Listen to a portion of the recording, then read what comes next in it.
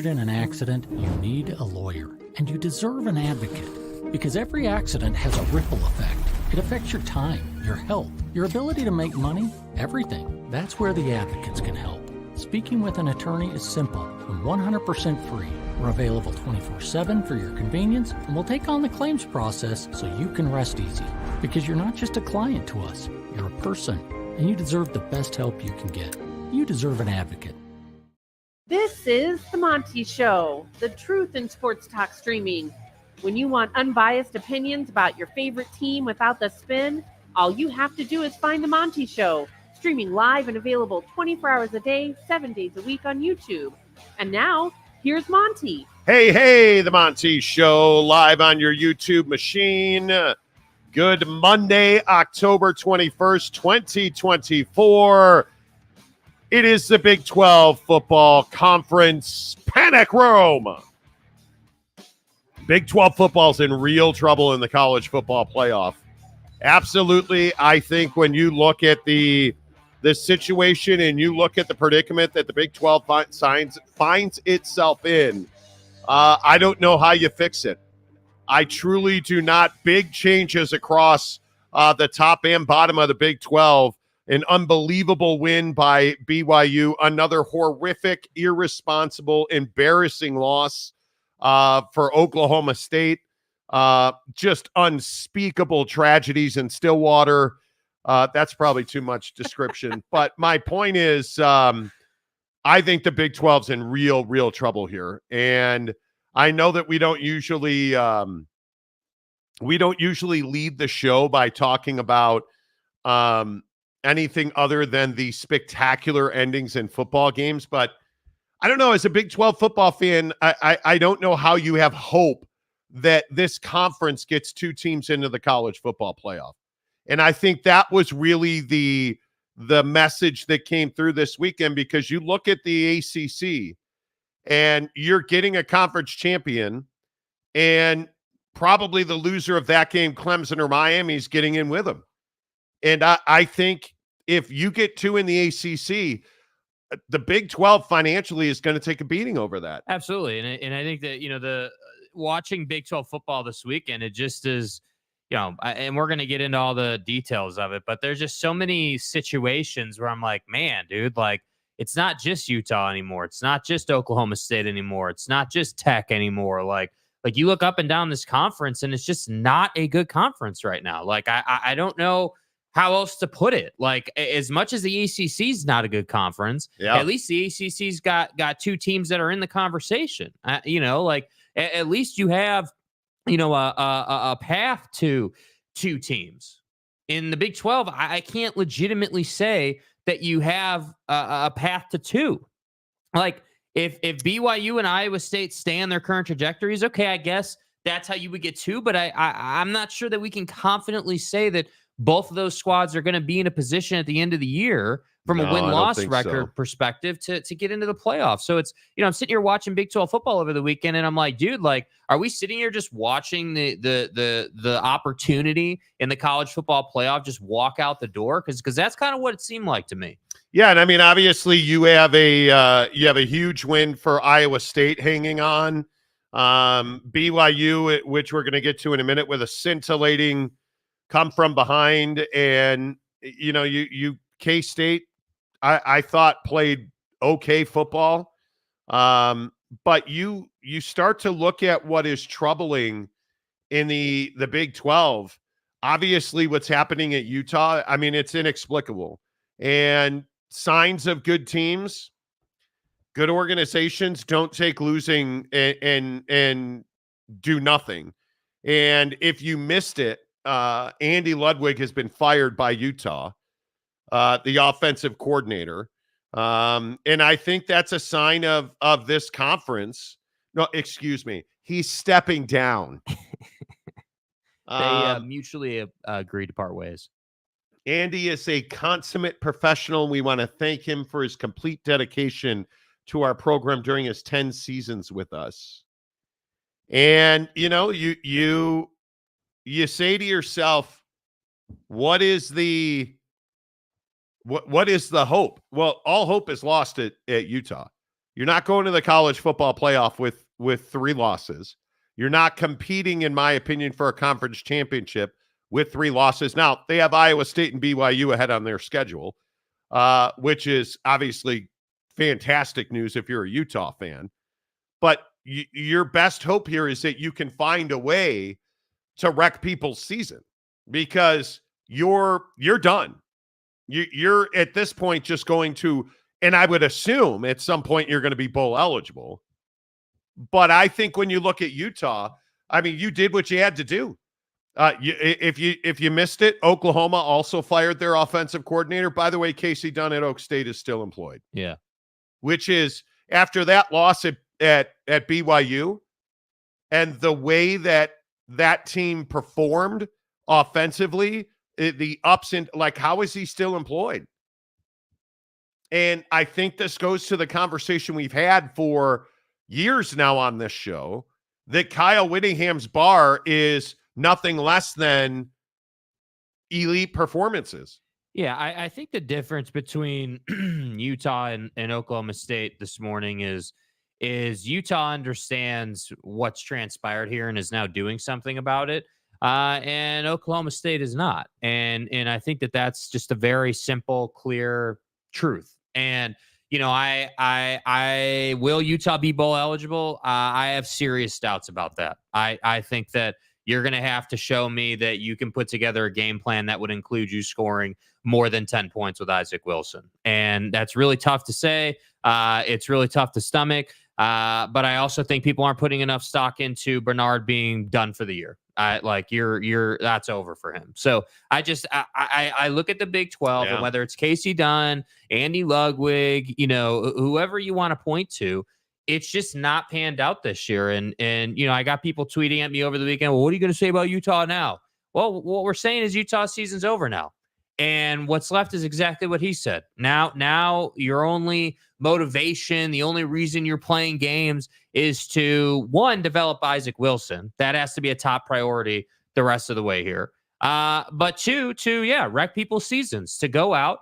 And I would guess if you're Kyle Whittingham, your lone mission is to win the Holy War at this point. That's all you care about. That's your sole purpose in life at this point, being that you're a 3-loss team now. So, again, and we'll do this later in the week, but the best team in the Big 12 discussion didn't really change too much over the weekend. No, it didn't. I think the worst team in the Big 12 discussion changed quite a bit with some of these losses. So it just concerns me, man. I look at the Big 12 and I sit here and say, okay, Utah is not in a great spot. Oklahoma State's not in a great spot. Tech's not in a great spot. And we're just sitting here waiting for these programs to turn it around at some point. Yeah, I think it's going to be very interesting to see how this all plays out in the Big 12. The Monty Show, as always, presented by the Advocates at theadvocates.com, the best injury attorneys in the business. Say it every day on the show. If you get into an accident, we have 1 week of good spring weather left. And I say spring because it'll be in the 60s and 70s here through the Mountain West this week. It's going to be amazing. And then we go into the 40s and 50s. And winter is coming. If you're on your bicycle, if you're on your motorbike, if you get in an accident in your car, you get hurt at work, the injury attorney experts at the Advocates are ready for you. Clear, risk-free advice. That's what you get from the Advocates. And the best part is you never pay a penny out of pocket. You don't pay the Advocates unless and until they win your case. Get to theadvocates.com and chat with an injury attorney for free. Is it, in fact, time to hit the panic button in the Big 12? I think it is, because you look at the continuing struggles at Oklahoma State. Utah, it goes without saying, with 3 losses, you're eliminated. And there is a lack of respect at the top of this conference. I don't think anybody believes that BYU is a national championship contender. And maybe they cement that and show that on a week in and week out basis. I don't know. But when I look at this situation and you look at what's going on across the rest of college football, you're likely getting 4 in at a minimum from the SEC. And we're going to talk about the AP poll coming up. How is Georgia not the number 1 team in the country? We'll talk about that, but look who is. It's Oregon. How many teams is the Big Ten getting in?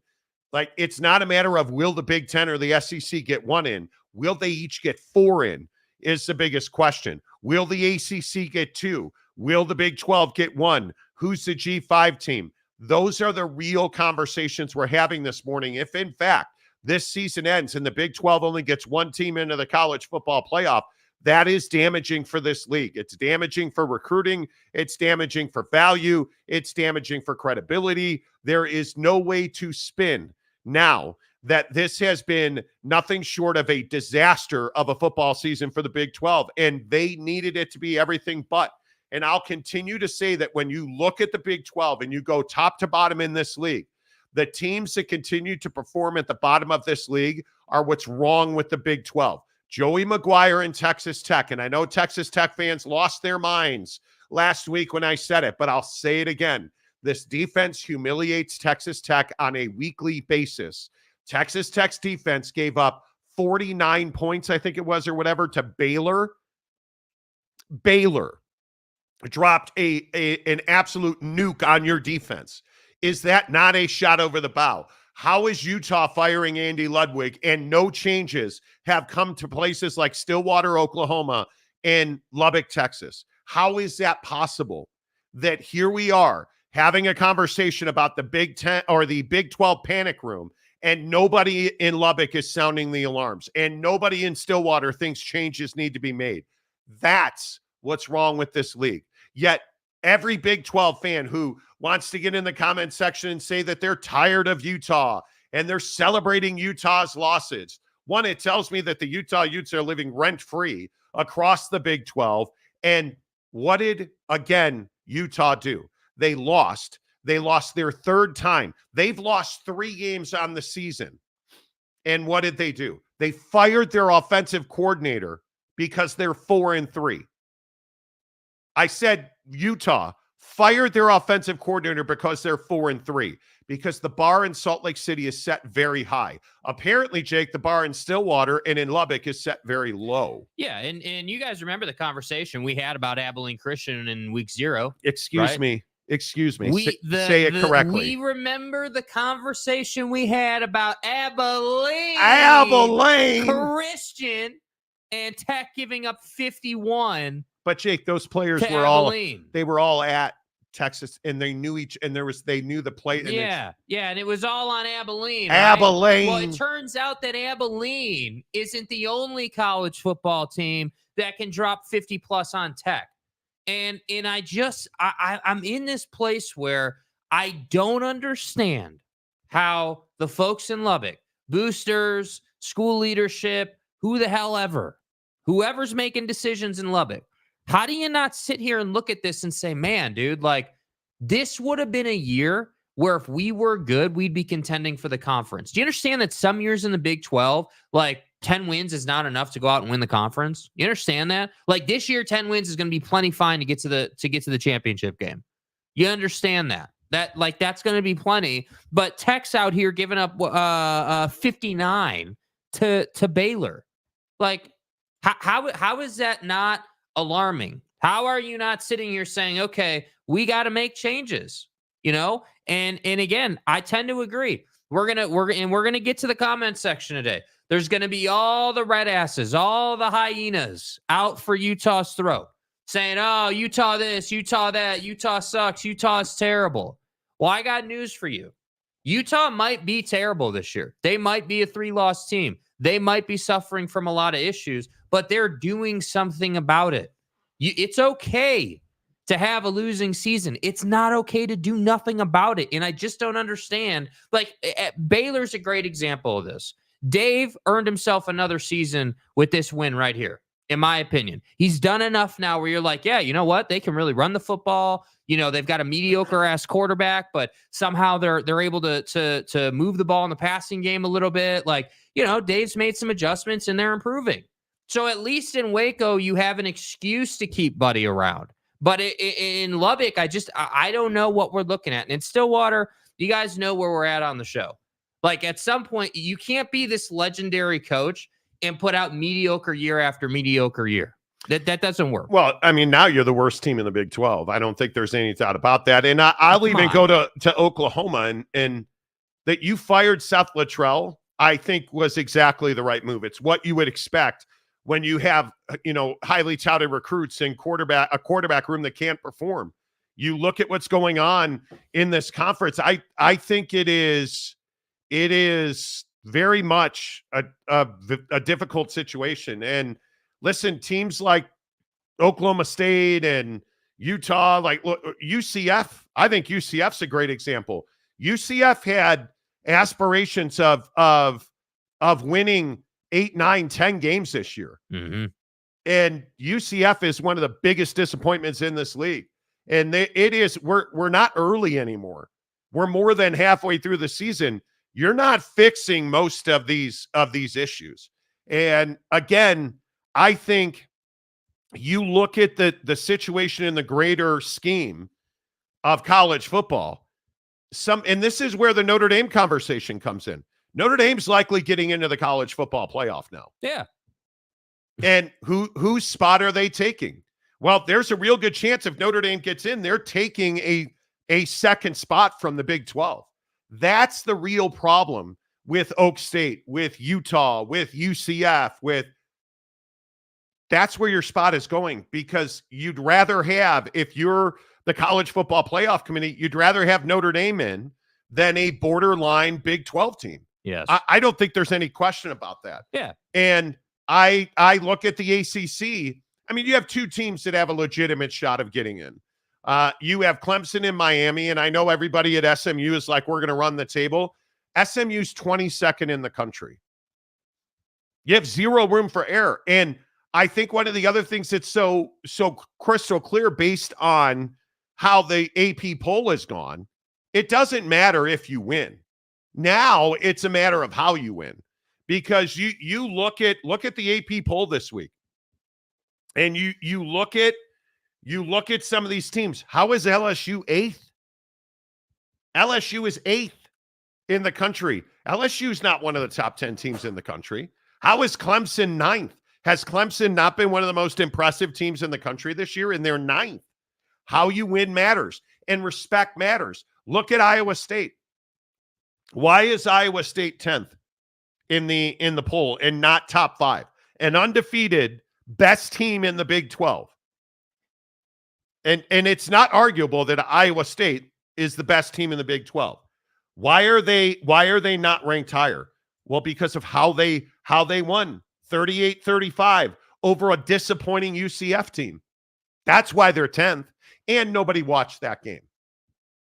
Oh, that's right. That's another problem. The soccer writers who vote in the AP poll don't watch Iowa State take on UCF and Ames. Are they undefeated, or are they not undefeated? That's it. And they're undefeated. Okay, we'll toss them a bone, and we'll put Iowa State 10th. To me, this is a clear illustration of the haves and the have-nots. And I look at the ACC right now, and based on what you are looking at on the screen with this AP poll, the ACC is going to get 2. They're not getting 3. Yeah, I completely agree, and I think that the bias to the Big Ten and the SEC is clear and frankly deserved. Now, I disagree with Oregon being the number 1 team in the country. I disagree with that assessment. I think that the performance Georgia put in is second to none, and we'll get into that. But you look at the AP as far as the Big 12 is concerned. Ooh. And yeah, do you have 3 teams sitting in the AP top 25 right now? Yeah, you do. But does anybody really believe that those 3 teams are going to be top 12 come the end of the year? Because I'm not like, and hear me clearly. I love that win for BYU. That was one of the most scintillating fourth quarters I've seen in college football this year. That was a phenomenal game. But again, against who? And that's the problem. That's the problem. Yeah, you had to go to the wire against the worst team in the Big 12. And it is, I think that's notable. And I think K-State being at 16 is wild to me. I think Pitt being at 19. I think Pitt's got an identity problem. That is that their offense is not fun to watch. Their defense is really good. But their offense is not enjoyable to watch. This is problematic. This is problematic for anybody not named the Big Ten and the SEC. So when you look at this, consider the standings in the Big 12. Texas Tech had the opportunity to be undefeated in the Big 12. You had that opportunity until you gave up 59. Yeah. And that's what I'm talking about when people are like, well, you guys are being dramatic about Tech. You guys are blowing this out of proportion. You guys are going too far with it. But are we really going too far with it when if you just hadn't given up 59, like we're not talking about only giving up 13 and losing. You gave up 59, bro, to Baylor. And now because of that, not only, again, you're not in the top 25, obviously, but now you're in the second cut of teams by record in the Big 12. That's why that's a problem. That's why the in my opinion, the lack of intensity around that program is such an issue. Yeah, I think it is very clear. If you're the ACC, you're getting 2. There is no way you get 3. And I think the Big 12 is going to get 1, and that'll be it. Mm-hmm. And that's the reality of where we are. And I think you're going to get 4 from the Big Ten's going to have trouble with 4 just based on the results. But look at their odds. Look, and this is what you have to understand: the percentages of getting more than 2 in. You've got 5 ranked teams in the AP top 25 out of the Big Ten right now. Now, that's not to say that 5 are getting in. No. But if you want to get like 3 in, you can't have only 3 teams in the top 25. And how about another terrible loss for USC? Yeah. I mean, got to talk about Lincoln. Got to talk about again, bad situations. Is USC just going to stand by after the season and not make any changes with Lincoln Riley? I have a hard time believing that. Again, just because I know so many SC alums and boosters, they're calling for him right now. They want him gone right now. So it's really the Dave Arandas, the Joey McGuires, the Mike Gundy and his staff. That Casey Dunn is still employed is remarkable to me. That's what's so shocking. Is it programs that are supposed to be leading things and supposed to be winning and that are not, like Utah fires their offensive coordinator. Oklahoma fires their offensive coordinator. Right. And so many other, teams that had hopes just aren't doing anything about it. But isn't that the precise issue in the Big 12 in a bigger picture conversation? If we look at the Big 12 and compare it to these other 3, the bar in the Big 12 is lower, right? The bar for success and the expectations are lower. That's what made it okay to hire Joey McGuire. I can't stress this enough. Like we're talking about firing Ryan Day after losing to Oregon. People are talking about whacking this dude after he brought in $279 million in the football program and is in the college football playoff conversation every year. But we can't get people to ask questions about Joey after giving up 59 to a terrible Baylor offense. It's truly wild to me. That's the issue in the Big 12. And I'm telling you guys, this could easily get fixed if people would just up their expectations and say, hey, you know what? Yeah, you're 3-1 in conference, but you should be 4-0. And we're not accepting that. That's not good enough, man. Like I just can't. I'm just telling you, I was watching these games over the weekend. I'm like, yeah, dude, you know what? Colorado's better. Colorado's competing. They look better. You can see the clear development. That defense is good. Like, okay, cool. We're heading in the right direction there. Maybe not, bowl eligible, certainly not in a championship game this year, but maybe that's in the cards next year. Like, remains to be seen. But you look around the conference, and I've been saying it since before the season. If Utah wasn't going to win this conference, you were going to be in a really bad place. You were in trouble.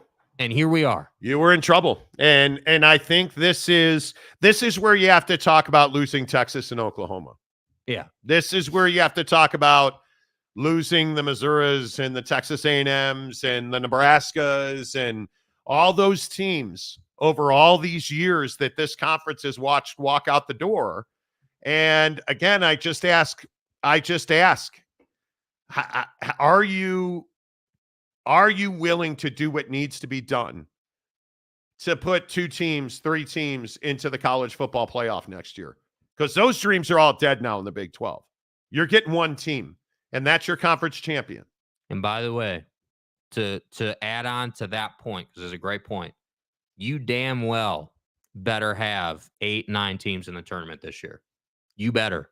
Because you only have one team going to the college football playoff. From a conference revenue standpoint, when everyone says, oh, well, why does basketball matter? Like, what are you guys talking about? Well, Monty, no, we're not doing that today. Yeah. One team in the playoff, this conference better be stacked in the tournament. Yeah, I think it is. It's going to be very interesting to see how all that plays out. And then there is BYU. BYU stuns Oklahoma State late. And I think if this team was not undefeated, Aaron Rodgers would be in a lot of trouble in Provo.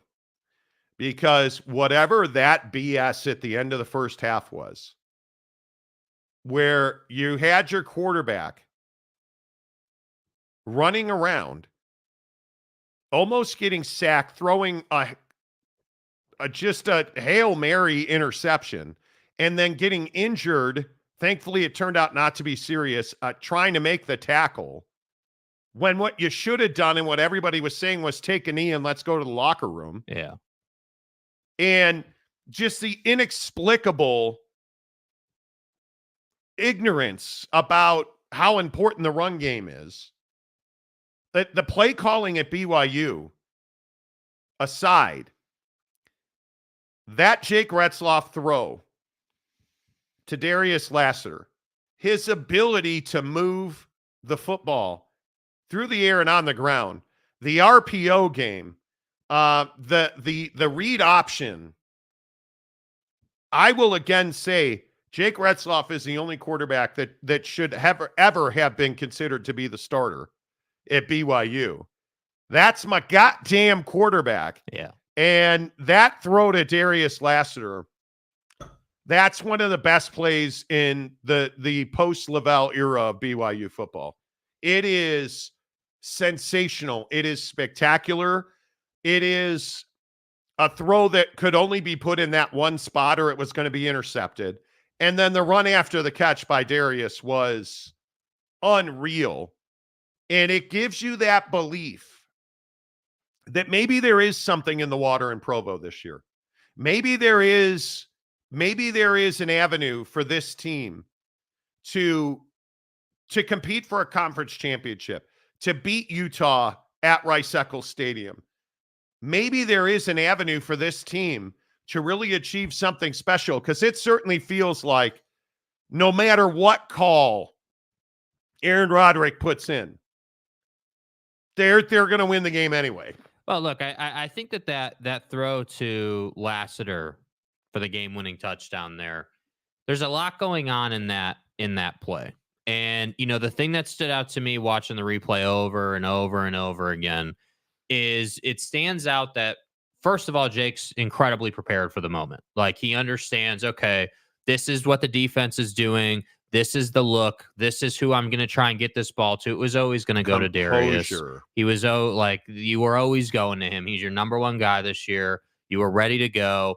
And you talk about that run after the catch. Everyone's talking about the juke, making the defender miss to score. And that's a hell of a play. All the credit in the world to Lassiter. He's not making that play without the throw being right on the money. And that's the beauty of Jake's game. Yes, he turns the ball over. Yes, he does.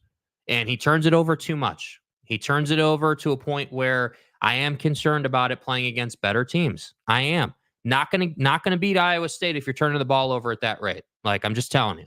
But for now, he's getting away with it. And yeah, I would agree. If they can continue to play at this rate, they should theoretically come end of season, go to Arlington. But I have to say, the play calling is what will limit them. Not running the football consistently will limit you. Putting your quarterback in harm's way will limit you. Asking Retzloff to run around and try to play hero ball when the defense is playing deep zone coverage is not a smart move. Like, I'm a huge believer, especially when you watch a team like BYU. I'm a huge believer. How many guys does the defense have in the box? Oh, they've got more guys than you can block. So they've got like 8, 9 guys in the box. Okay. Probably should pass the football or throw it out to the flat. Oh, they've only got 5 guys in the box. Let's turn around and hand it off to LJ. Well, like, I think there was just some really. Listen, Jake Retzloff can't complete 50% of his passes in 9 out of 10 games. If Oak State wasn't so bad, and they are not good, if they were not so bad, Jake going 13 of 26 would have killed this team. The perfect example is the I don't know the throw to the boundary, the screen pass, whatever you want to call it, to JoJo Phillips, where he's throwing that ball 100 miles an hour. JoJo's not catching that pass. And the ball hits him in the hands. JoJo cannot, when you're in that position and you're trying to catch a screen in front of you and figure out who's coming at you, that ball's got to have a little more touch to help the wide receiver. Yeah. The interception at the end of the first half, you can't make that mistake. You gotta, in my opinion, Jake's got to be more situationally aware. But Aaron Roderick's got to help him. You were running all over Oak State. Run the ball. Run the ball with commitment. Run the ball like it is your job. Your only job is to call run plays. Run the ball. Yeah. That's the thing. And this was a special moment, and Jake Retzloff's going to talk about that in a minute. And this was everything that you'll remember, and it's one of the most memorable performances. But let's not forget that it took a very special moment to cover up a whole lot of black eyes in this game. Yeah, and I think you got to talk about the defense too. I don't think this was just on the offense. Ollie Gordon, getting loose, running over your defense. He hasn't done that all year except against you. And then they go away from Ollie Gordon. Yeah, which is, I don't know how you explain that. Like, like if you're Casey Dunn sitting up there, how are you not just like, yep, this is the 50 carry, 250 yard, just outlandish video game numbers for Ollie Gordon type game. Like the opportunity was there. Did he only had 16 carries? And did what he did. And you were leading for most of the second half is crazy to me. I don't understand when you're in a position to be in the lead in the fourth quarter. And I should say you were leading most of the fourth quarter. And you're not, and I understand he was injured. And if he's in the game, turn around and hand him the football. Yeah. He was dominating BYU. And anyway, my point is run the football. You only ran the football 36 times. Run it 45 times. Yeah. You averaged 7 yards a carry on Oak State's defense. Run the ball 40 times. Why throw, in my opinion, throwing those, the second down play calling makes me crazy out of Aaron Roderick. Mm-hmm. If Chase Roberts and Jake Retzloff don't have unbelievable chemistry, how many of those third and fourth downs do they pick up? Yeah. I mean, it just, and I'm not trying to rain on anybody's parade, and I understand that there's going to be a lot of BYU fans who are going, why the negativity, Marty? Because you better be honest about your football team. And I'm not as worried about the defense as I am about Aaron Roderick's play calling. Mm-hmm. Because this is weeks in a row where we're sitting here wondering, what were you thinking right there? Well, and I just don't know that, like, again, I don't mean to hate on A-Rod, but it's not like they're difficult situations either. It's not like, you're in these really tough spots where, you got to come up with some, like, to your point, you're running for 7 yards a carry. That quite literally means that all night long you're in 2nd and 3.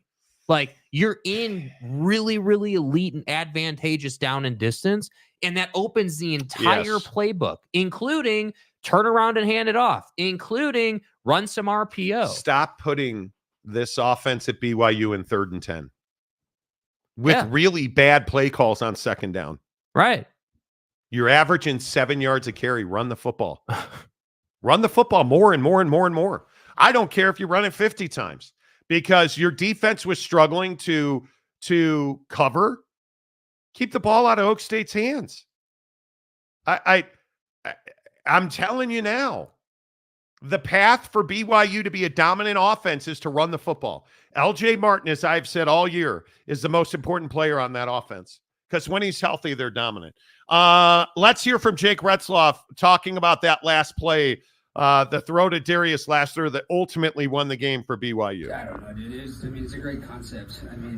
But it was just Darius made a great play on the ball, went and got it.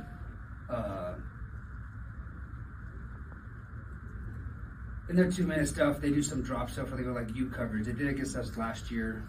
Their U coverage stuff, and they haven't ran very much for this year. They did the man versions against us last year, but this year they drop out of it.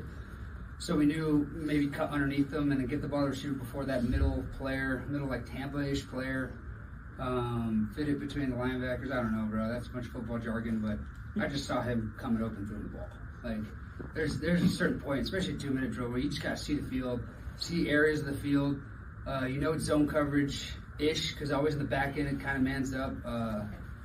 And just Darius made an incredible play, and that's Darius. That's 5 for you. Spot on. I think I'm a big believer, especially against what I call a zone that uses a shell over the top.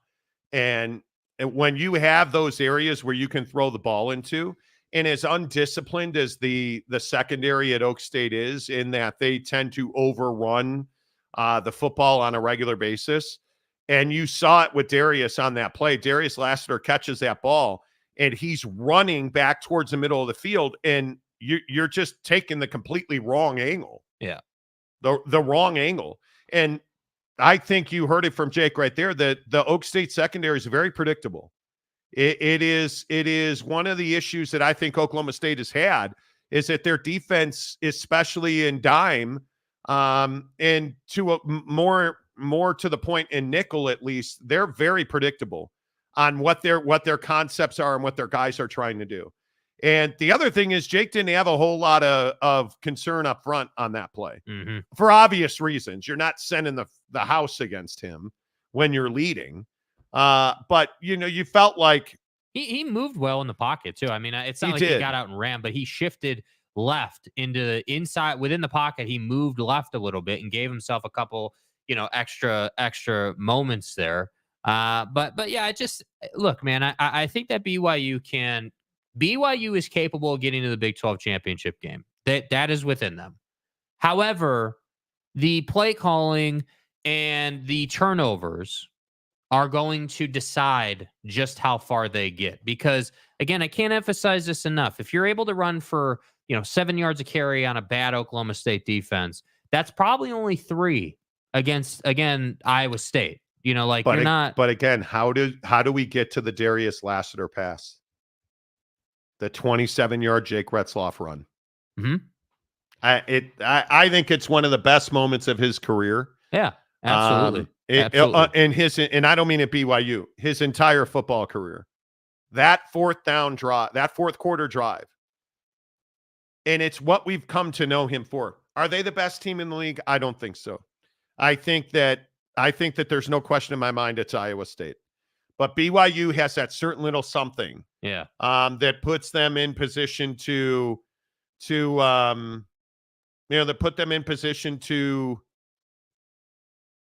be undefeated and competing for a conference championship into Halloween. And I think that ability to perform in big moments like that can't be undersold. It does take a certain intangible to not feel, because I don't believe that Jake feels the pressure of like a 2-minute drill. I don't think that's how it is for him. I think that like kind of what he was alluding to in the clip, like you're just basically playing football at that point. Your play call comes in. Players win games, man. Yeah, play comes in, you run the play, you know what you're looking for. You're either prepared or you're not, and he's very much prepared. And I just think that I like it happens in football. The play call comes in, you call the play, and you're like, yep, I know exactly what I'm going to be looking for right here. I know they're going to be in zone. I know the Tampa linebacker is either going to drop back, but I know I got a second. Like, he understands, dude.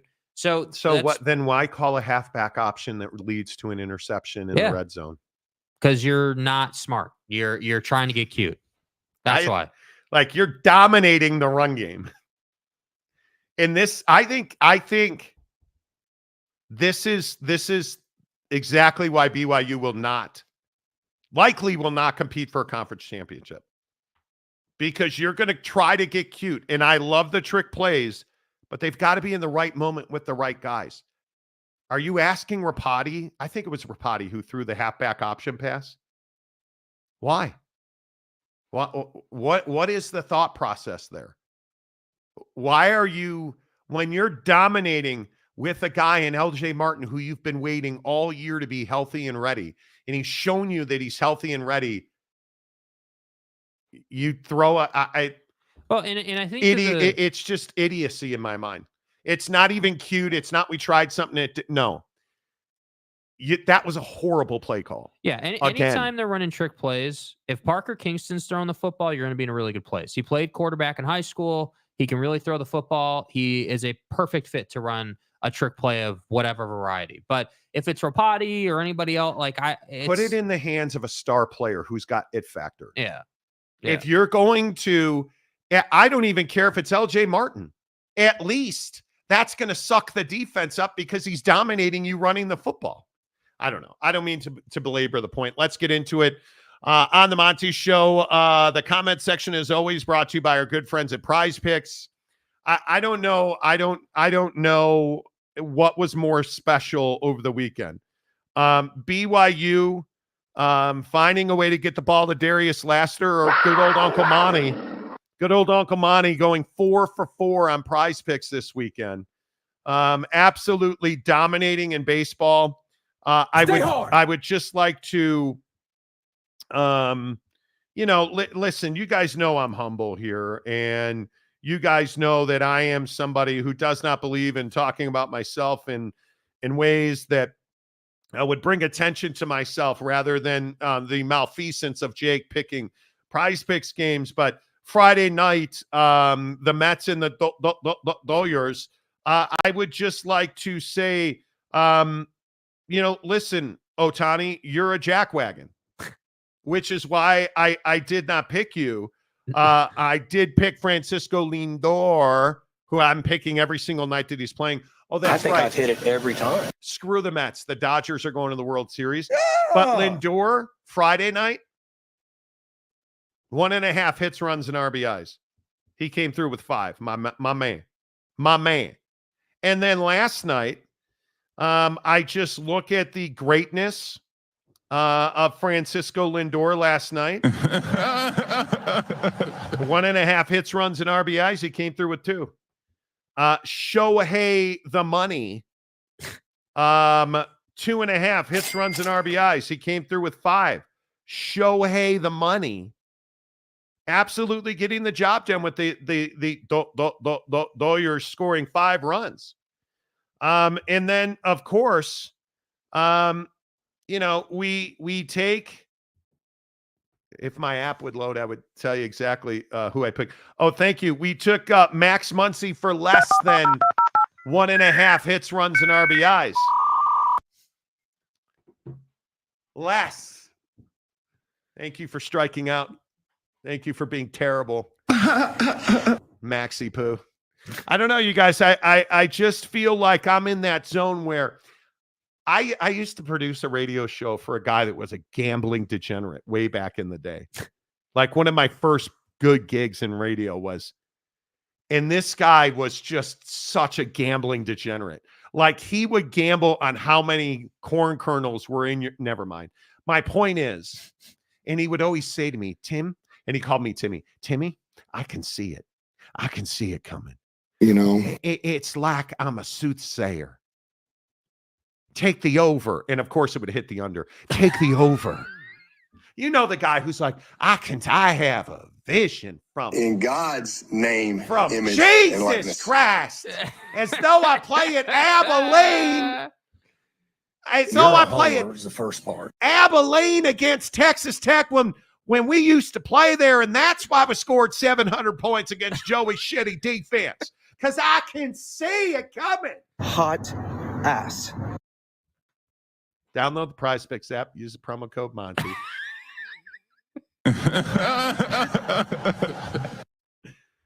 You deposit $5, they give you 50 more. Boys, I took home $400 this weekend. I can see the Gatorade cooler coming for your quarterback. I can see not paying for golf anymore this season. Thank you, Prize Picks. And Francisco Lindor, who now I can't rely on anymore. Aaron Judge, does he win a World Series here? Yes. Do you think the Yankees are winning? I do think the Yankees will outlast the Dodgers, yeah. Because they can hit with them. That's the thing. Well, and neither one of them has pitching worth a damn. So we'll see. We'll see. Can Ferris Bueller's Day Off win a game? Probably 2 for the Dodgers. Can Walker Buehler come through and win games for the Dodgers? Oh, he's going to be rested now. He's going to have to win games. Yeah. They don't play that game. That series doesn't start until Friday. Jeez. So they're all going to be well rested. Thomas Reed, our newest member of the show. Tommy, welcome to the membership. Hey, Tommy. For $10, he says the ACC could get 3 in. I don't think so. Long shot, Miami, Clemson, SMU. SMU.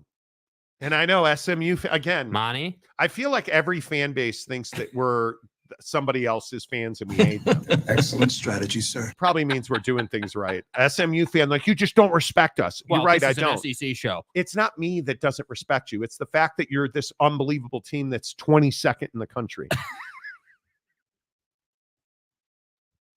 How are you getting in? Me? You're not. Anyway. It could all get in. 2 best opponent records play for the title. Leaves the 3rd that could get in. There's if it's could get in, you're not getting in. Yeah. 4 from the Big Ten. I'm curious because if you look at the AP poll right now,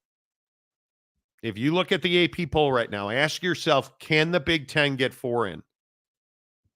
And I guess it depends. And I guess your question is, do you believe that Indiana can stay at 13 and go higher? Because bro, that was some kind of ass kicking they handed out.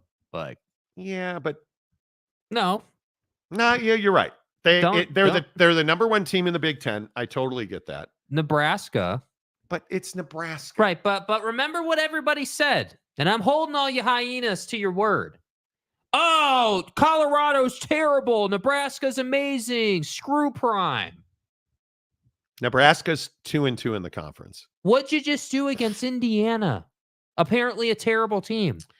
Indiana's beaten FIU, Western, Directional Illinois, UCLA, Charlotte, Maryland, Northwestern, and Nebraska. They have Washington, Michigan State, Michigan, the Ohio State, and Purdue. So you're probably, you're playing a 10 a.m. game. Washington's not going to Indiana and winning. No. You're better than Michigan State. Where are the Michigan fans this morning? Yeah. Is this thing on?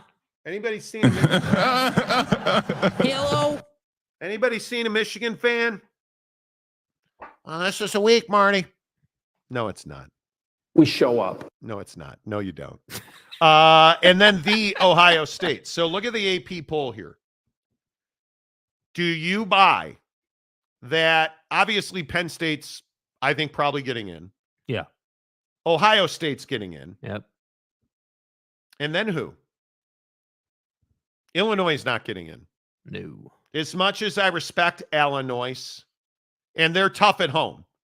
And those helmets that Illinois had on this weekend, stay hard. Those were, did you guys see, go look at the Illinois uniforms from this weekend. Illinois, the party's over because you're going to Autzen. You're going to Autzen Saturday. We'll see you guys later. Thanks for the memories. Minnesota, Michigan State at Rutgers at Northwestern. Illinois is, in my opinion, going to finish 5-2. And by all standards with Illinois, that's a nice season. But you're not college football playoff good, in my opinion. Yeah. So they'll finish with 2 losses, and they're going to finish at 7-2 in the conference, because I think they're going to win their last 4 and they're going to lose to Oregon. Yeah. So they'll finish 7-2. Well, okay. So if you're is that top 12? See, again, this conversation when we talk about Illinois is less about the Fighting Illini and more about the other teams around them. And so who is the 4th team that gets in? That's what I'm, because Oregon, obviously, Oregon, Penn State, excuse me, the Fighting Paternos, thank you, Happy Ending Valley, and the Ohio State. Yeah. How different would this conversation be if Ohio State had won that game? No different at all, because those 3 are getting in whether you want them to or not. Totally agree. I think the question is, can Indiana or Illinois sneak in the back door? I don't think they can. I think Indiana's got the goods based on their schedule. I think that Indiana, and as much as I'm not a huge Kirk Cignetti guy, right? Jake, Google him. Yeah, Google him, right? He just wins. I get it, dude. And give him credit. Give him credit. I'm not hating on dude. I agree. Hey, you beat the hell out of Nebraska. You didn't just go in and beat them by a field you made goal. a statement. You made a statement. Yeah. So you were there to credit, prove a point. Give him credit. But again, just like we say about BYU, I'm going to say the same thing about Indiana. You're going to have to show me week in and week out you have staying power. But yes, I do believe that Indiana has the goods to get there. Will they? Remains to be seen. I think the huge disappointments in this league are USC, who's just terrible. I don't know how he doesn't get fired. That is not good. Miller Moss, absolutely. I'm not sure his kidneys are. I think his kidneys are detached. They're just sitting on the bottom of his butthole. I think that's HIPAA. I think that's probably what his situation, because he took a beating in that game. How do you not? This is your offensive line. Can somebody explain to me, you're USC and you can't block a field goal? No. They're blocking on field goal. Their entire left side of their line just didn't do their job. And it cost them a football game against a really average Maryland team. Right. Remarkable. My point is, I don't think anybody in this conference, Wisconsin, the problem with Wisconsin is, you lost to USC and Alabama. Okay. You've got to beat Penn State this weekend, but what happens if Penn State loses that game? Is that good for the Big Ten if Wisconsin beats Penn State? No. It's not good. Iowa, Oregon. Penn State's undefeated, is that right? Penn State is undefeated, yes. 6-0, 3-0 in conference. And I think Wisconsin's got the best opportunity because Wisconsin's got opponents on their schedule. Oregon's got to go to Camp Randall and Penn State's got to go to Camp Randall. Both those games are at home. So they have a chance. I think it's 3 teams in the Big Ten. I know. Well, it's definitively 3 teams. Those 3 are getting in. It's just a matter of if Indiana can win enough games. That's, we're going to find out. Thomas Reed for $2 more. Go Maryland. Give Maryland credit for fighting to the end. No, sorry, dude. I can't do that. If you watch the USC game this past weekend, that field goal thing that USC tried to run out there, come on, bro. Come on. Say Wreckham. PUBU was TTUS daddy this weekend. Okay. If you're not talking about firing Joey McGuire after that loss, and again, I will go to Utah firing Andy Ludwig. Yeah. That's a guy who's been in that program for years. And no, we didn't misspeak. He got fired. He didn't step down. He got fired. He's been in that program for years. And listen to Kyle Whittingham talking about, before they fired him, listen to him talking about play calling. Is there going to be any changes made to who's going to be potentially making the play calls? I mean, is that even in consideration? Everything's up in the air right now. Everything's up for evaluation, and we will evaluate. Do you feel like this offense can be fixed this season? Sure hope so. Sure hope so. But last 3 games have not been very encouraging. But I know I'll keep working and trying to figure things out. And yeah, just have to see what happens. I don't know, maybe fire the offensive coordinator and build an offense around Isaac Wilson so that you're not play calling for their defense. I love how he's like, well, sure hope so, fellas. Like, everything's up for evaluation, and we will evaluate. Like what? And then it comes that you're firing Ludwig. That's the thing that. Which notice nobody disagrees with that move. Nobody. Nobody. It's Listen, proper. Does Isaac Wilson agree with it? As a whole offensive unit, we want to apologize to the defense. It's a team game, but they played their butts off. We need to step up, put up more than 7 points a game. Like I said before, hats off to TCU. That's crazy. It's crazy. I want to apologize to the defense. That's how bad the offense at Utah's been. Terrible.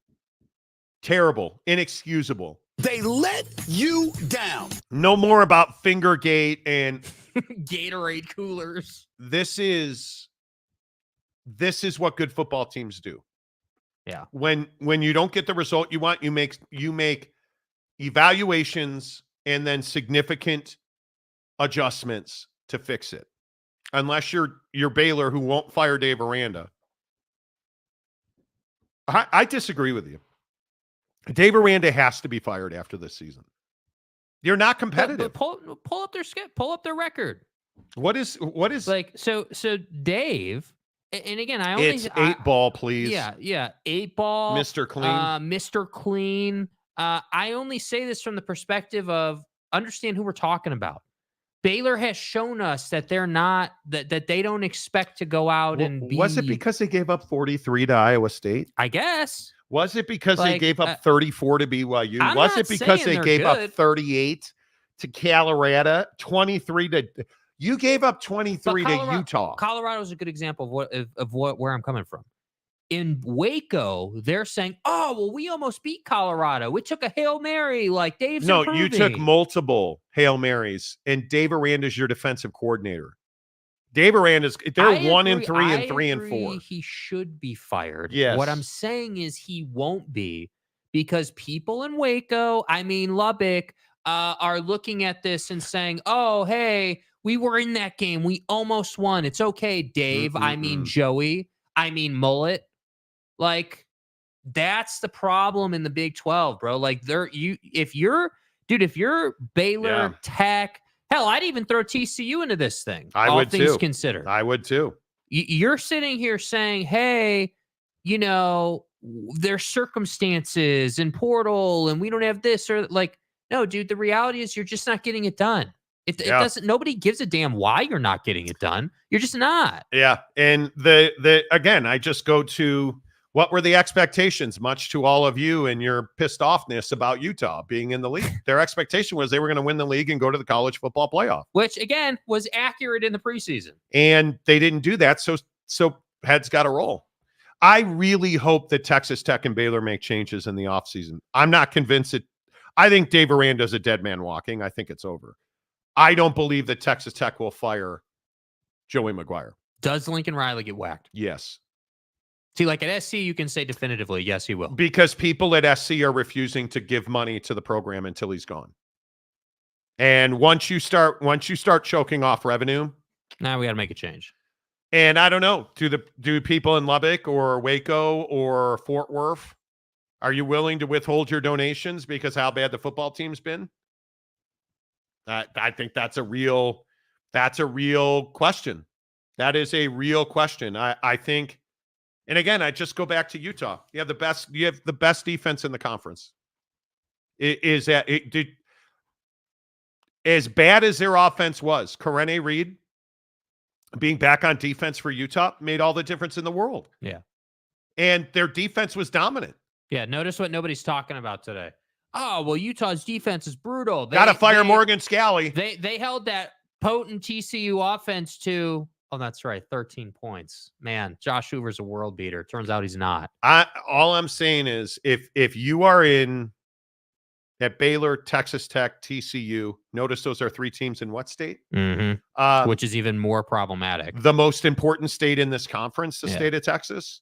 You've got to make changes because you cannot continue to drag this conference down. And I'm not trying to pick on those 3 schools, but I think the truth of the matter in the Big 12 and why, the name of the show today is the Big 12 Panic Room, is because Texas is an anchor around the neck of the Big 12 right now.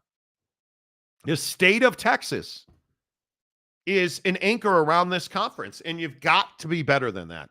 All right, let's get into more of your comments because I talk far too much. I do talk far too much. Boyd Lake, earlier this year, Ludwig was considered a guru and often, no, he wasn't. Yeah, nobody said that, dude. No, people have been talking about Ludwig for a long while. Not new. It had kind of relaxed because you had those couple of seasons with Cam and the offense and Brant, and like the offense was in a really good spot talent wise. So the play calling was getting covered up. Yep. Phil Venzer. Phil, when did you turn into I'm right guy? You're angry guy, you're right guy, you're disrespected guy. Like, we get it. The Big 12 the Big 12 conference is not mediocre. The Big 12 conference in totality is not anywhere near mediocre. I think the biggest problem is you don't have universities that want to win football games. And until, again, I'll just keep going back to the state of Texas. Prove to me that all you care about is winning football games at Texas Tech. And you're willing to do anything you need to do to win a football game. Okay, you'll fire Joey McGuire, who's incompetent and should not be the head coach of a college football team. Because what do we hear out of Lubbock? Oh, well, money's not a problem. We got all the money in the world. Well, then you would fire him. And you would fire Dave Aranda. And you would fire Spike Dykes' kid. And I love Sonny Dykes. Yeah. He's a fantastic human being. It's not personal. It's business. And you're not taking care of business in Fort Worth, Lubbock, and Baylor, and Waco. But yet you're not willing to do anything about it. Don't come at me in the comment section and be like, oh, you said what I said was you're not willing to do everything it takes to win a football game at Baylor. Yeah. Because even though you got this win, don't let this win cloud your judgment on Dave Aranda. You played a football team who doesn't believe in running out defense at Texas Tech. Don't tell me that, oh, well, we're starting this guy and these guys and injuries. It doesn't matter. Who's not got injuries right now? Yeah. It's October 21st. Who isn't injured? That's not an excuse. Depth is Cam Rising's injured at Utah. Well, you still fired the offensive coordinator. Dude, look at what You're starting a true freshman. You still fired the offensive coordinator. Look at what Sark did to Quinn Ewers in the first half of that football game. You want to talk about expectations? Well, Quinn has one bad half. They're getting blown out. He gets yanked. That's the difference, dude. That is like from this weekend, that is the perfect example of expectations. And listen to Sark talking about Quinn Ewers. I just didn't think he was at his best. A lot of things that I've seen him do. I wasn't quite seeing, and I didn't think maybe kind of his eyes were where they needed to be, and so that's why I felt like he just needed to kind of reset and regroup at halftime. And again, credit Coach Noe kind of getting him reset. And like I said, I thought he competed his tail off in the second half. Like, wasn't good enough. What's there to talk about, dude? Quinn Ewers, who was supposedly a Heisman Trophy candidate coming into this game, got benched for Arch Manning, who actually, I think the disservice wasn't done to Quinn Ewers. It was done to Arch Manning because then you put Ewers back in the game. Because I thought Arch actually operated pretty well in the brief period he was in there. Yeah. I mean, that run was unbelievable. Sensational. But again, it's not good enough. It's not good enough. So when we talk about, hey, what's good and what's not, I think you have to look at guys like Lincoln Riley. You have to look at guys, and he's not got a small buyout. The balance on his contract is significant. And they don't care because they're not winning football games. And I think there is a real chance that he has gone after this, because I think people don't understand the culture at USC. Yeah. And having been there, and again, I probably have a dozen people I know that are boosters at USC. They don't care about his money. I think he's got $75-80 million left on his deal. That is walking around money at USC. Yeah, trust me, they got that covered. They're not worried about buying him out. Yeah. In any way, shape, or form. Do you really think the Jets are concerned about the $20,000 a day they're paying Bobby Saleh? They're not, because they want to win. They want to win. At USC, they expect to win. And they're not. So the heads will roll. Yeah. Plain and simple. As they should. As they should. Absolutely as they should. Baylor has a chance to win out. They don't have a chance to win out. They don't. They play Oklahoma State, TCU, at West Virginia, at Houston, at Kansas. Who wants to place bets on whether or not they win out? Me? Have you looked at the statistics around why Baylor's not good? They don't have a chance to win out. They do not. It is alarming to me that Oklahoma State is not committed to winning football games. But here's the question. Will Baylor go against Oklahoma State? And are we absolutely sure that Baylor is going to beat Oak State this weekend? No. Are we convicted of that? I'm certainly not. I do not believe that. I actually would probably take Oak State in that game. Yeah, agreed.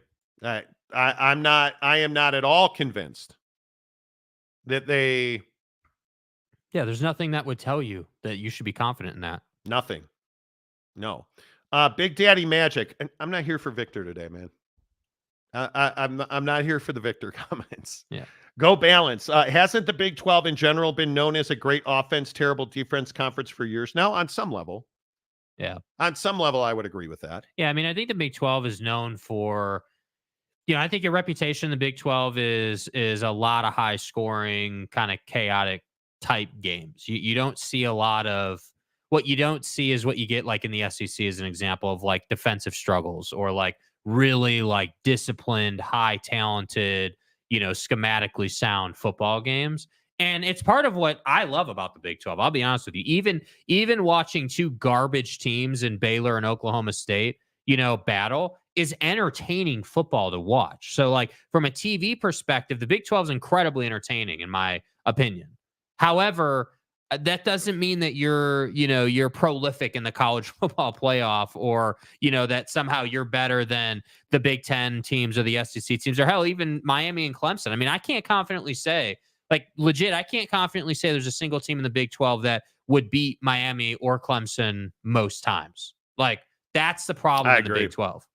Yeah. Big Blue Horses said, if you would have told me Gators with Nad head coach, and Utah with a great head coach would be in the same place 7 weeks in the season, I would have said you were crazy. Are they in the same place?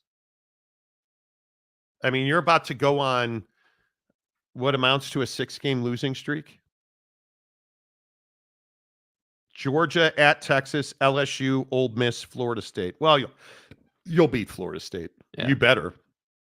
You better. 5-game losing streak. There are you better. Compilations going around X of Mike Norvell's post-game speech where every single time he says, give credit to whoever they played. Hey, give credit to Kentucky or whatever. They deserve all the credit in the world. Like, it's crazy where Florida State's at. Yeah. Florida State is in a terrible place. An absolutely terrible place. There's no way to spin that. Midweek coup. Big 12 beats up themselves like the old Pac-12 and also no respect because of no elite programs. But it's not a thing. Maybe I'm just red ass today. I don't know. What does the Big 10 do? What did the SEC do this weekend? Yeah. The problem is you're not really beating up on yourselves because you don't have, I agree with you, there's no elite programs. So you're not really beating up on yourselves. It is, in my opinion, the biggest problem with this league is the best teams have been absolute busts in the Big 12. That's the problem. The biggest brands aren't delivering. And I think Oak State's right in the middle of that. I think Utah's right in the middle of that. Yep. I think Texas Tech is right in the middle of that. Yep. And there's no way to shine it. The Big 12, do you understand that the Big 10 and the SEC talk regularly about how they can grow their dominance? And who's fighting them on that? Because you're certainly not fighting them on the field. Is there anybody who believes that a single team in the Big 12 right now today could even compete with Georgia or Oregon, who I think are the two best teams in those conferences? No. And by the way, you're not competing with them in the pocketbook either. Did you guys see Georgia's defense? Like, who had apparently just been taking the season off, getting ready for Texas. Because that is as ferocious a defense as we have seen all season. Yeah, Kirby deserves a lot of credit for what they did to Texas. And as bad as Carson Beck seems to be now, that defense is unbelievable. And if you look at Dylan Gabriel, if you give the Heisman to somebody else right now, if it was today, how do you not give it to him? Yeah. I mean, he has been sensational. Unbelievable. Unbelievable. So when we talk about beating teams up, the problem is you don't have even an elite team, let alone Oregon, Penn State, and Ohio State. Yeah, I think the difference is, like, the reference in this comment to the old Pac-12. The old Pac-12 had teams that could legitimately compete in the college football playoff every year. And the old Pac-12 used to send USC to the Palouse to die on Friday nights in October. Yeah. The old Pac-12 used to shoot itself in the foot just the way they schedule games. Yeah. So, Thomas Reed, Big Ten and SEC teams still play each other, could cause people to drop in the polls. Notre Dame could lose to one or both service academies. Okay. Well, I would look at Notre Dame's schedule and I would tell you, how does this set up for Notre Dame to lose? One, I still maintain that Notre Dame is a very average team. Beating Georgia Tech. I mean, their wins are Georgia Tech, Stanford. Louisville's a nice win. Ranked team. Not amazing. Miami of Ohio, Purdue, Texas A&M. And you're telling me now that Navy, which that game is at MetLife Stadium, I guess. Florida State, no. The Army game, which is at Yankee Stadium, I believe. That's Thanksgiving. Yeah. Is Notre Dame going to Yankee Stadium and losing? That'll be a largely Notre Dame crowd. Yeah. I doubt that. And listen, I think the service academies are obviously Navy's 6-0, but their 6 wins are Bucknell, Temple, Memphis, UAB, Air Force, and Charlotte. Yeah. And I'm not trying to be a jerk about it. Who is Army beaten? Yeah, they haven't beaten anybody. Lehigh, FAU, Rice, Temple, Tulsa, UAB, and East Carolina. It's a nice Cinderella story that the service academies are where they are. It is. I agree with that. But to sit here and assert that Notre Dame on national TV at a neutral site on the East Coast is going to lose to these two that would be shocking. Now I know they lost to NIU and it was I get it, but I just think that we need to slow that roll a little bit. East Carolina fired Mike Houston after that game. East Carolina's 3-4. And their athletic director said they fired Mike Houston because the program needed a change to move forward. Nah, you don't need to talk about Joey. Nope. It's incredible to me. It's incredible. Let's see. Smash the numbers. Ferris Khan just got here. What did I miss? And where's your mea culpa on Michigan? Michigan's terrible, and they can't score points. Yeah. And I know that Alex Orji, this is the breakout week, and it's amazing. And where's your mea culpa on that? So, Damian Fowler, smash Michigan is horrible. Yeah, they are. Embarrassingly bad. San Diego State, Glenn, SEC shorts, hilarious. I don't know what you mean. understand. What does that mean?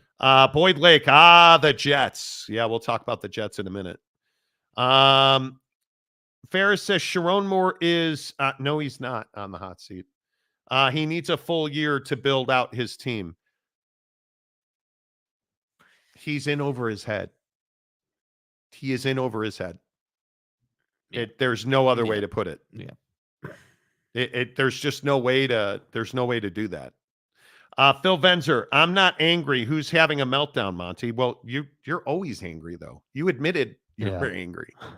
You're always angry.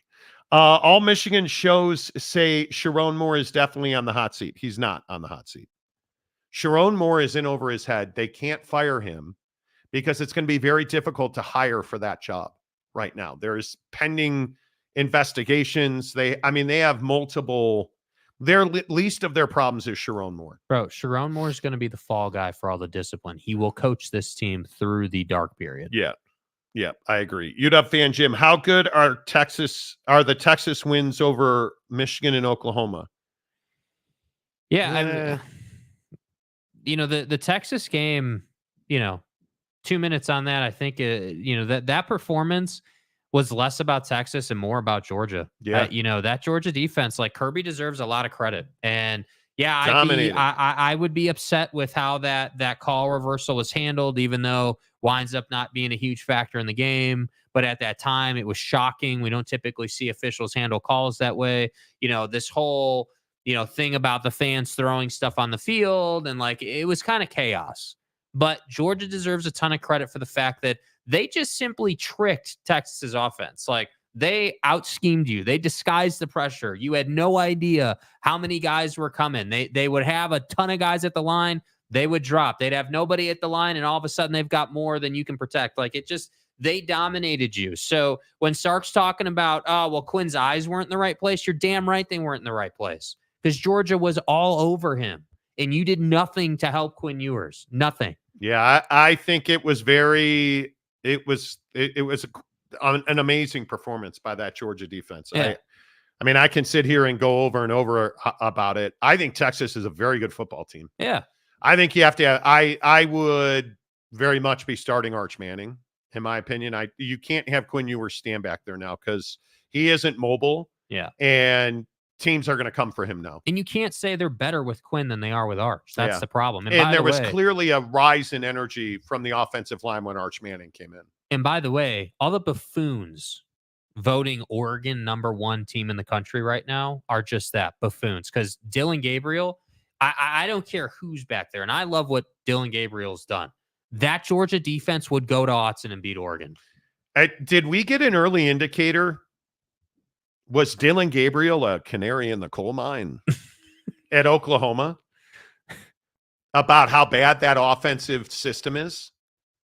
Because he went to Oregon and he's dominated. Balling out. And with Arnold and everybody else at Oklahoma is brutal. Yeah. I think that's a very interesting question. Boyd Lake, high scoring shootouts in the Big 12. I think generally, that's the Big 12's brand. But less defense, more offense. Is that what we've seen? Well, yeah. I think we've seen, is 38-35 a high scoring shootout? That was bad football in Provo, I thought. Yeah, but you're not playing 24-17 football in the Big 12. Well, Cincinnati and Arizona State are, and Colorado and Arizona are, and TCU and Utah are. West Virginia scored 18 points on K-State. Right, but K-State scored 45. Avery Johnson looked like a polished passer against. I don't know what West Virginia is just so unpredictable. Mm-hmm. It's crazy to me. Kansas scoring 42 on Houston. I don't know. I don't buy into. Yeah, and I guess when you say high scoring shootouts, I guess, yeah. We saw a lot of bad football in the Big 12 this weekend. Yeah. Baylor scoring 59 points. I still am not past that. I don't know how, RJ Harvey running for 200 yards and 2 touchdowns on Iowa State in Ames. Is anybody worried about Iowa State after that? I am. And RJ Harvey, I've told you how many times. But I also think that that's UCF. Phenomenal. UCF some weeks shows up and other weeks doesn't. And, you know. Yeah, but if Rocco Beck really doesn't play hero ball, they lose that game. Yeah. You know, like, and you got to remember that UCF played Ja'Cory Brown, who can't throw the football. So I don't know, man. I sure you could say that based on some of the final outcomes. You would be accurate in that. Yeah. I think you would be accurate in that. Go Balance, Factory Zero, and Rogue Plant. Okay. UW fan Jim, my red ass take. Sark is a coach that gets you good. Now get a coach that wins big games. What are you? This, I don't understand. This is a Washington fan upset with Sark. He's got the best roster in the country, man.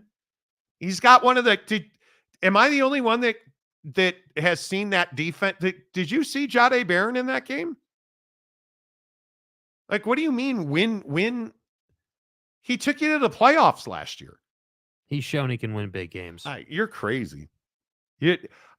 That's one of those takes where I say take your emotion out of it. Yeah. He built you a roster in Texas that is competitive against any other team. Yeah, bro, you need to check yourself. Like, I agree. What are you talking about? I agree that Georgia, outclassed them in this particular game. That doesn't mean that Sark doesn't win big games. If anything, you should be talking about Kirby not winning big games. This is the first big game he's won against the best talent in the SEC in some time. And frankly, it's the first big game he's won in several years. He's struggled in big conference games. Yeah, I would agree with that. So for Kirby, this was the, hey, we're going to fix this. We're stemming the tide. Like, from a talent perspective. Yeah. Texas has, I think it's they're clearly more offensively capable than we saw. That defense at Texas is, obviously you're going to say Georgia's better, but if you look at both sides, offense and defense, I don't know a roster that's got more depth than Texas and more talent than Texas and more speed than Texas on both sides of the football. Yeah, Texas didn't lose because they don't have enough talent. Yeah, Texas it is. Lost because Kirby outdueled them from the defensive side of the football. Again, all like Jim and everyone else hating on Texas today, go watch the highlights of Georgia on defense and understand what they were doing. You're talking about 2 and 3 guys just running untouched through the line because the disguise was so damn good pre-snap. Yeah. Like, that's elite, bro. Yeah. I just think you have to play Arch Manning now. You do. And I don't know if Quinn's hurt. I don't know if he's whatever Quinn Ewers is going through. It doesn't matter. You're trying to compete for a national championship. Agreed. You've got to go with the guy that gives this roster and this group of talent offensively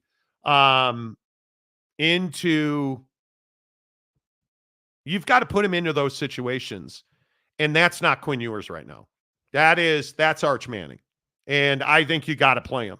And it is really important that you don't get an assembly of talent the way that you have now at Texas. And I think you got to figure it out quickly because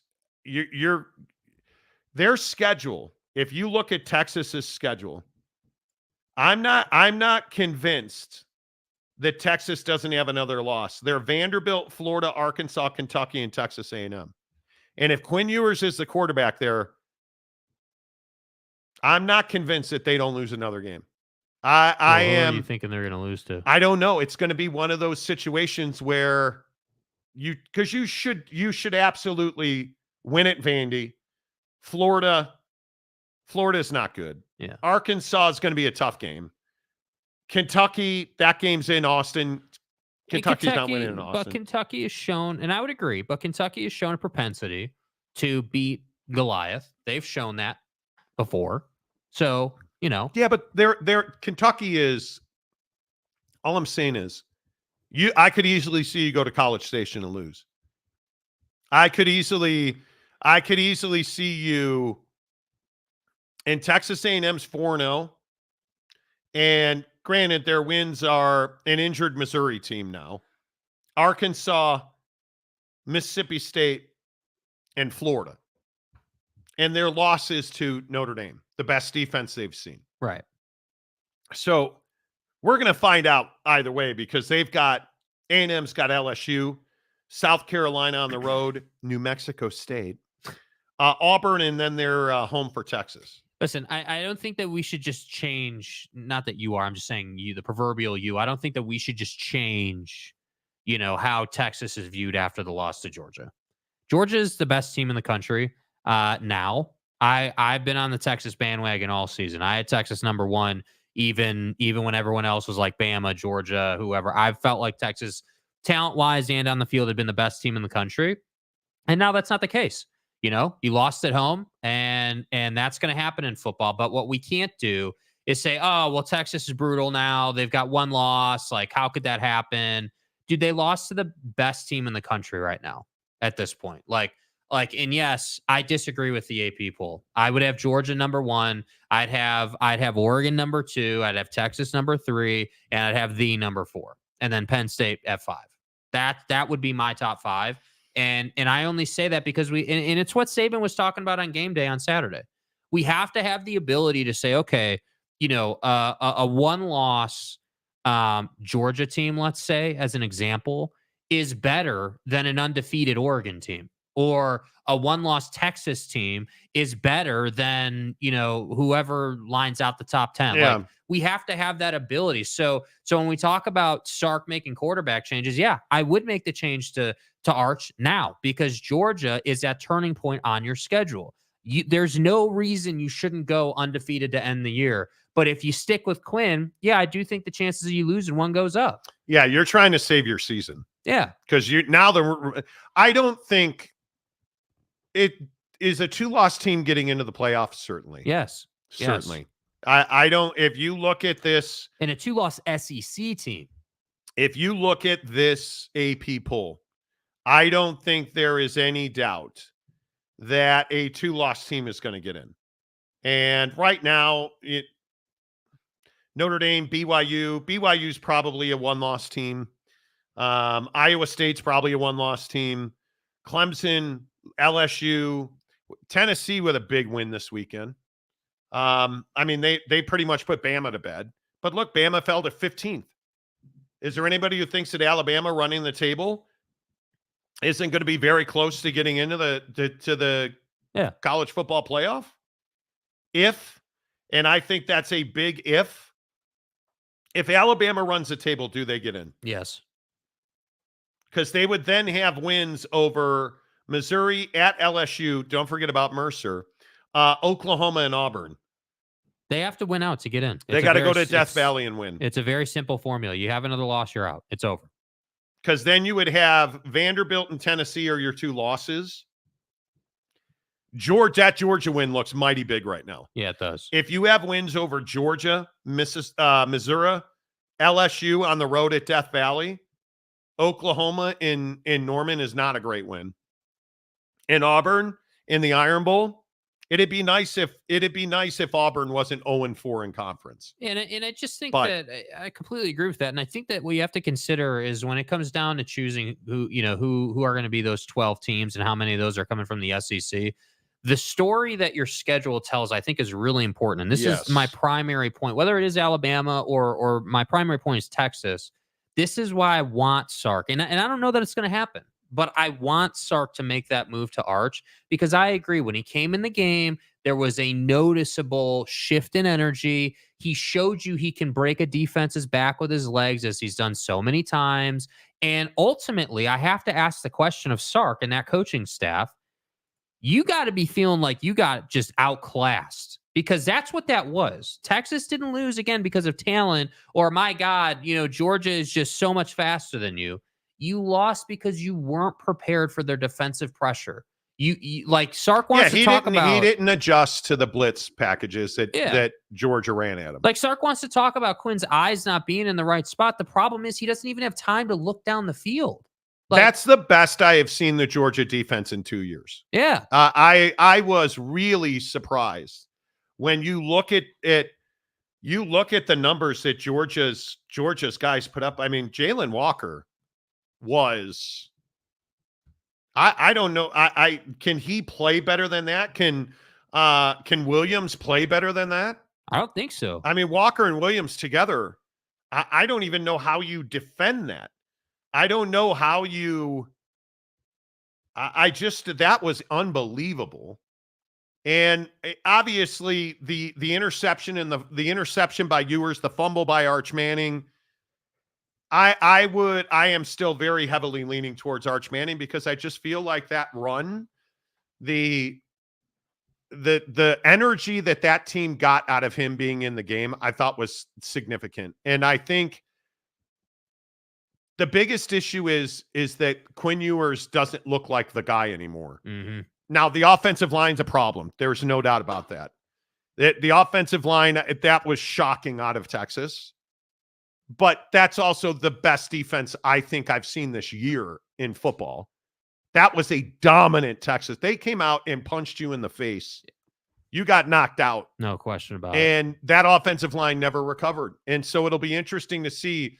You're not the rest of the year likely to see a defense like that. I would play Arch Manning. Yeah. I would play Arch Manning. You don't have the coach sit up on a dais in a post game and wonder what the quarterback was looking at and think that the team believes in him. Yeah, and I just think that the other problem is, and this is the Utah conundrum when Cam was still available. He's not only the now, he's the future. Yeah. Like he's the guy. And the minute you put Arch Manning in that game, it should have been his team heretofore. Yeah. You should have taken him out, putting Ewers back in.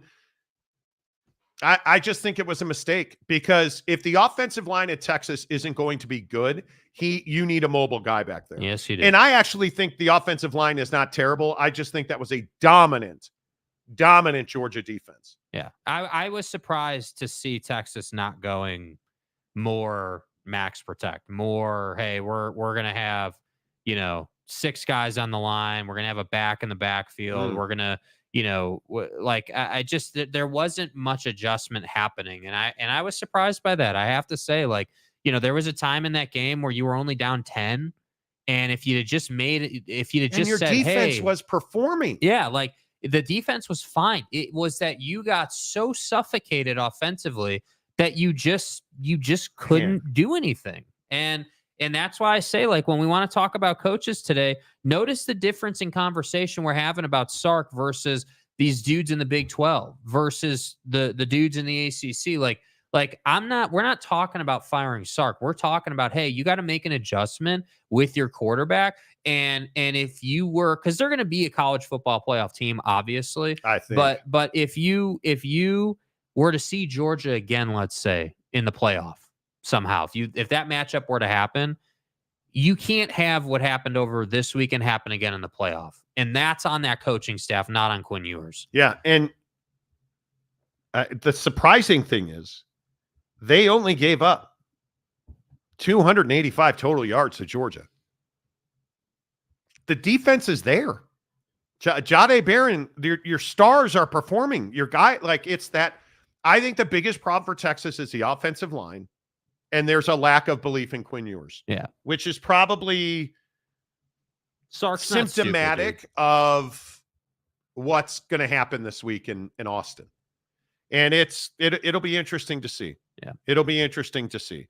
Replica says, if you watched the Texas-Georgia game and thought Quinn was the problem, nobody said he was the problem. He is a problem. You need your eyes checked. Sark had no answers for UGA's blitz package. Arch came in the game and turned the ball over immediately. Let me take your line. If you watched the Texas-Georgia game and didn't see an immediate infusion of energy when Arch came into the game, you need your eyes checked. Yeah. That football team clearly likes Arch Manning. Yeah. The offensive line, that's the biggest game the guy had played. He's still essentially an untested quarterback. And I thought he played very well. That run was absolutely scintillating. That was one of the plays of one of the moments of the game. Quinn Ewers can't do. Yeah. Go balance. Wide open maybe, but top 4 teams that get a bye have a distinct advantage, in my opinion. In the playoff, you mean? Yeah, I also think it's for those of us that are Notre Dame fans, it's one of the things that concerns me most. Notre Dame, remember, gave up its leverage to have any say in the college football playoff structure for a top 12 spot, and they have no way, unless they're the best team in the country, to have a bye. And even at that point, I think you're going to have a tough time taking a conference championship bye away. I don't disagree with that. Tanner Plummer, Big 12 is having a down year. I would agree 100%. What do you mean, okay? Like, what are you talking about, dude? Anybody thinking that the Big 12's having a great year doesn't know with football. All due respect, BYU and Iowa State being at the top of your conference is bad for business. BYU being at the top of your conference tells you that this league is struggling. And I think BYU would even tell you this. They're not nearly the most talented team. They're not the most efficient team. They don't execute that. How many times against Oak State did we see BYU linebackers overrunning their gaps? Yeah. And again, it's not a thing where it's like, oh, we need to hate on BYU. That's not what it's about. But no. But the sentiment that you disagree that the Big 12's having a down year tells me you're just not paying attention to the league. You're stuck on the blue Kool-Aid with BYU, as you should be, by the way. You're a BYU fan. Yeah. Like, I don't blame you for that, but let's not be crazy here. The Big 12 is absolutely having a down year when the entire state of Texas is not relevant in your conference. That's like, correct. Come on, dude. That's correct. I agree with that. Bama wins one more game and they are back in the playoff. The question is, will they lose again, Mayor? That's, I think, the huge question. And how pissed off are people going to be if they lose again and they still get in? Oh, people are going to say that Kalen should be fired. That's what they're going to say. It's possible. You know, it is. Yeah, I think we've got to stop being the knee-jerk fire the coach guy. Like, if you think about any of these coaches that are on the hot seat, Lincoln Riley should be fired at USC if they continue in this direction. Mm-hmm. Certainly Dave Aranda, Joey McGuire, but firing Kalen DeBoer, stupid. It's ridiculous. Firing Jed Fish at Washington, or what do you make of Mike Norvell? It's a tough situation he's in. I will say the same thing we said in September. If Deion says yes, Mike Norvell's gone. Yeah. And I'm of the camp that believes Deion would leave after the season at Colorado. Because he's now, and they've got to finish the season out.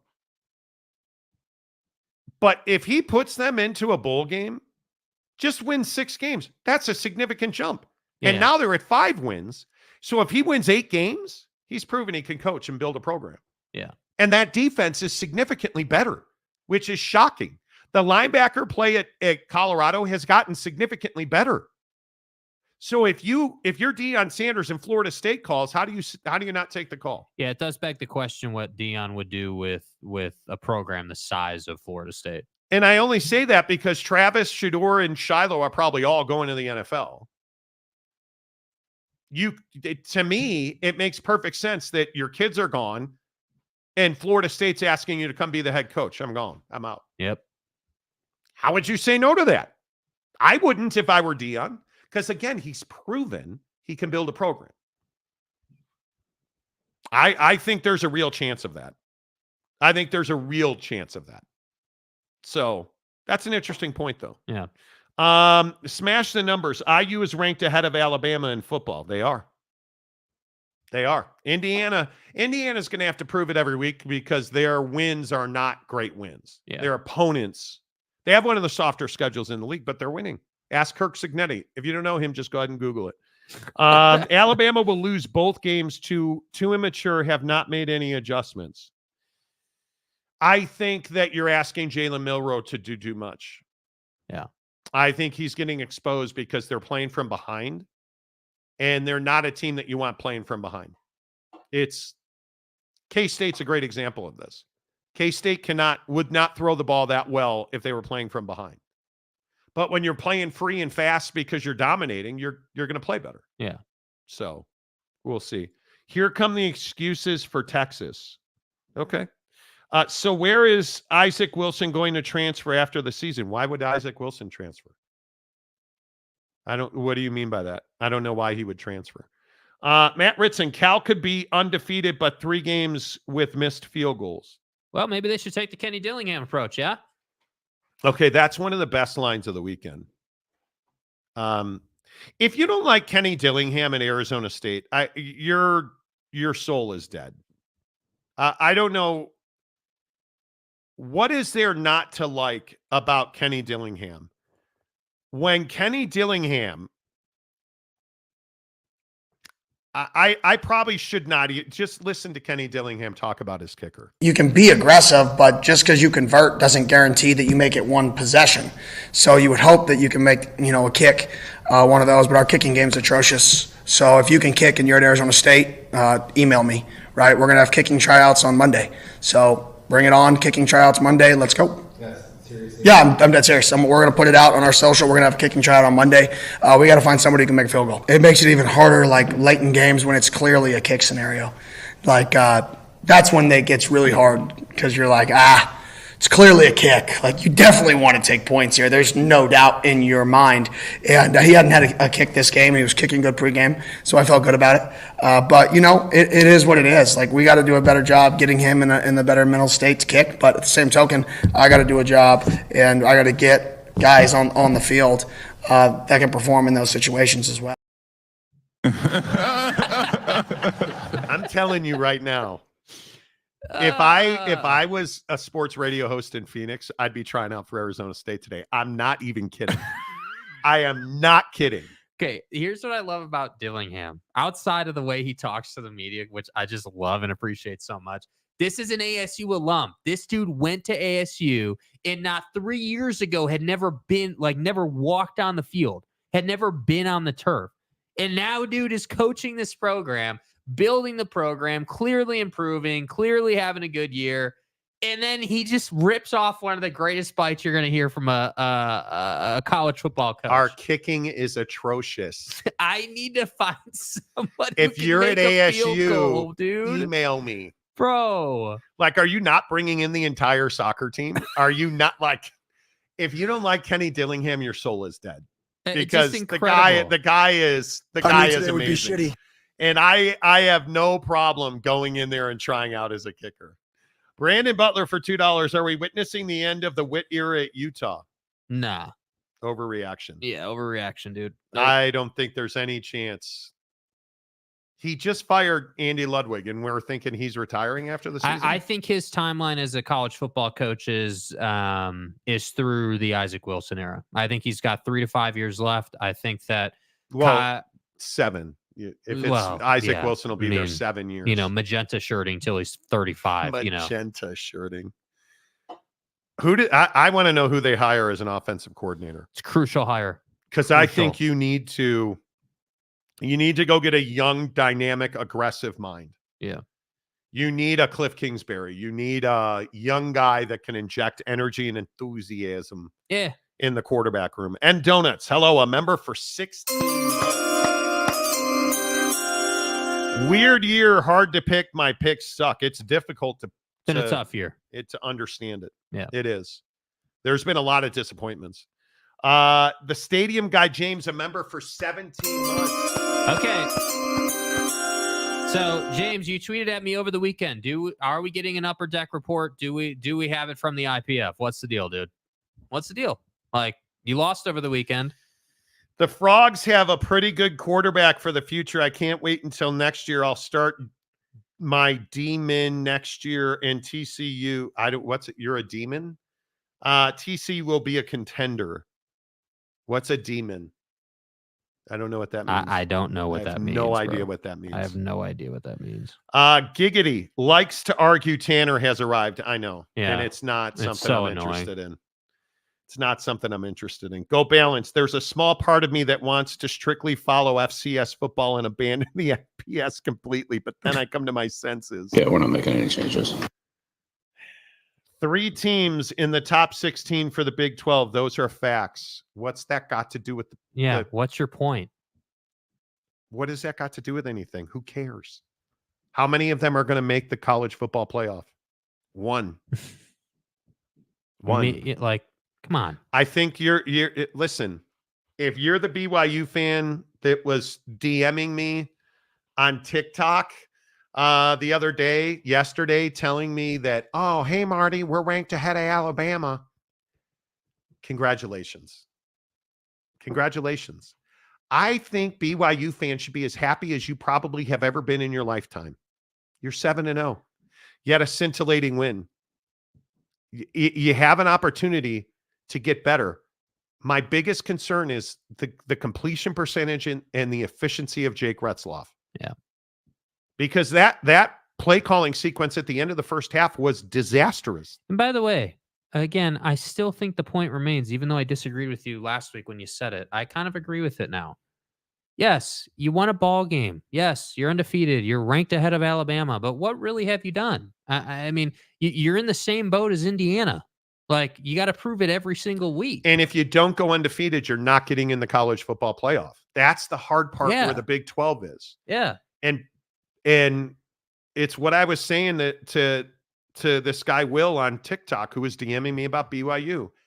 If you lose a game, if you have one bad moment, if Darius Lassiter doesn't make that play, if Jake doesn't make that throw to set up Darius Lassiter, your season's over. Because you're probably not going to the Big 12 championship game. And if you lose a game, you're not going to be ranked ahead of Alabama, who's lost 2. Right. That's the problem that the Big 12 has. Iowa State, do you guys, one of the things that, and I keep trying to talk about this, and it seems like fans don't want to hear this in the Big 12. Do you guys understand that Iowa State and K-State have to play each other before the season's over? You understand that, right? Yeah. One of those two is picking up a loss. And Iowa State not only has to play K-State, they got to come to Salt Lake City, where that's going to be one of those 14-12 games. Right. And you just saw UCF go to Ames. Maybe Iowa State took UCF lightly. How do you take RJ Harvey lightly and give up when UCF cannot throw the ball? They just can't throw the ball. Made a quarterback change, can't throw the football. Like, I'm really worried about the Big 12 getting anything other than their conference champion in, because the paint that if you paint the picture, the end result is you're getting one team in. Yeah. That's it. Because there's no way when you look at the AP poll, and I know BYU's ranked ahead of Alabama, but look at this poll. What happens to number 16, K-State, if they lose to Iowa State? Their season's over. They're going to a bowl game. Yeah. What happens at BYU, who's 11th? They're undefeated. Supposedly the best team in the conference. What happens if BYU loses a game? Which is, I think we all would agree, is likely. There'll be a one-loss team. Yeah. At this point. What happens to their season? And by the way, looking at this, it comes to an end. You think the soccer writer or anybody who has a vote in this thing is putting in BYU over Miami or like Clemson or LSU? And to my point, did the soccer writer see the Darius Lassiter touchdown? You better hope not. Because if they saw the Darius Lassiter touchdown, what else did they see? Did they see the disaster at the end of the first half? Did they see the worst play call of the year with Ropati trying to throw a halfback option? You better hope they didn't. Because the point I'm trying to prove here is BYU is having a scintillating season. And they're one loss away from being out of the college football playoff. Week in and week out. That's the reality of BYU football right now today. Because I think it's likely that K-State loses to Iowa State. And at that point, who goes to the I think there's a real chance because Cincinnati's schedule is very interesting. Cincinnati's got Iowa State and K-State back-to-back on the road in November. So I think Cincinnati, there's almost no chance you're winning that game. Colorado is Cincinnati at Texas Tech, Utah, Kansas at Kansas, and then Oak State. Call me crazy, but am I the only one who thinks that Colorado has a chance to play for the Big 12 championship? I mean, again, I'm always wary of betting against that Kyle Whittingham defense, but they got a shot. Yeah. I mean, they have a shot. They're 3-1 in conference. Yeah. Colorado is 3-1 in conference. Texas Tech is 3-1 in conference. At TCU, at Iowa State, Colorado, Oak State, West Virginia. It's 2 more losses in there easy. I think you're probably going to lose to Colorado because Colorado, everybody being healthy, obviously that game's not till November 9th in Lubbock. Can you beat Iowa State on the road and then come home and beat Colorado back-to-back weeks? Yeah, I don't buy that. I don't buy that. Into a bye week, then you go to Stillwater. I think Texas Tech has a very difficult road. K-State, on the other hand, has Kansas at Houston, Arizona State, Cincinnati at Iowa State. Kansas State should be undefeated for the rest of the year until the game at Ames. So if they lose to Iowa State, they're a 2-loss team at They're that point? They're a 2-loss team, and they won't probably go to the college football playoff because they would have lost, or to the conference championship because they would have lost to BYU and to Iowa State. Yeah. And then there's BYU, who's 7-0. They have at UCF, and with the quarterback change that I think was a complete mistake, at UCF, at Utah, Kansas, at Arizona State, Houston. Yeah, the Utah and Arizona State games are the ones that worry me. I think you can beat UCF. Arizona State on the road is going to be a ball buster. Yeah, that's tough, bro. That's a tough game. Especially with what we saw Oklahoma State do on the ground. I think there is, when you look at this AP poll, I think there's a legitimate chance for Colorado to go to the conference championship game. They'll be in position every week to win a game. Yeah. Every week to win a game. Mayor Alex McCluskey, what has anyone done in college football then? Not much. Yeah.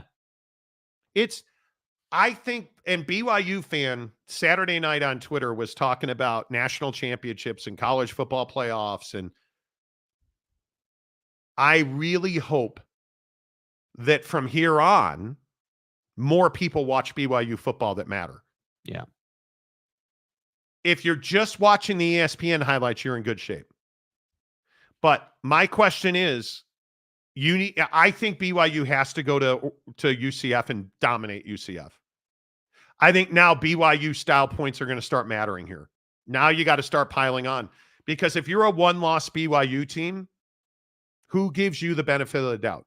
Yeah, I mean, the inconvenient truth that, again, whether it's you, Mayor, Tanner, any BYU fan on the show doesn't want to talk about, is that BYU doesn't get the benefit of the doubt. Like, 7-0 BYU is not 7-0 Georgia or 7-0 Texas or Ohio State or Oregon. Like, there are levels to this game. So, unfortunately. Yeah. So, like, do I want, would I love to see BYU in the college football playoff? Absolutely. I think that'd be incredibly healthy for college football for a team who's been on BYU's path and had to go through all the adversity they went through for 10 years to now be contending to get into the college football playoff. That would be great. But we can't just ignore the fact, whether you like it or not, doesn't matter to me. I don't care.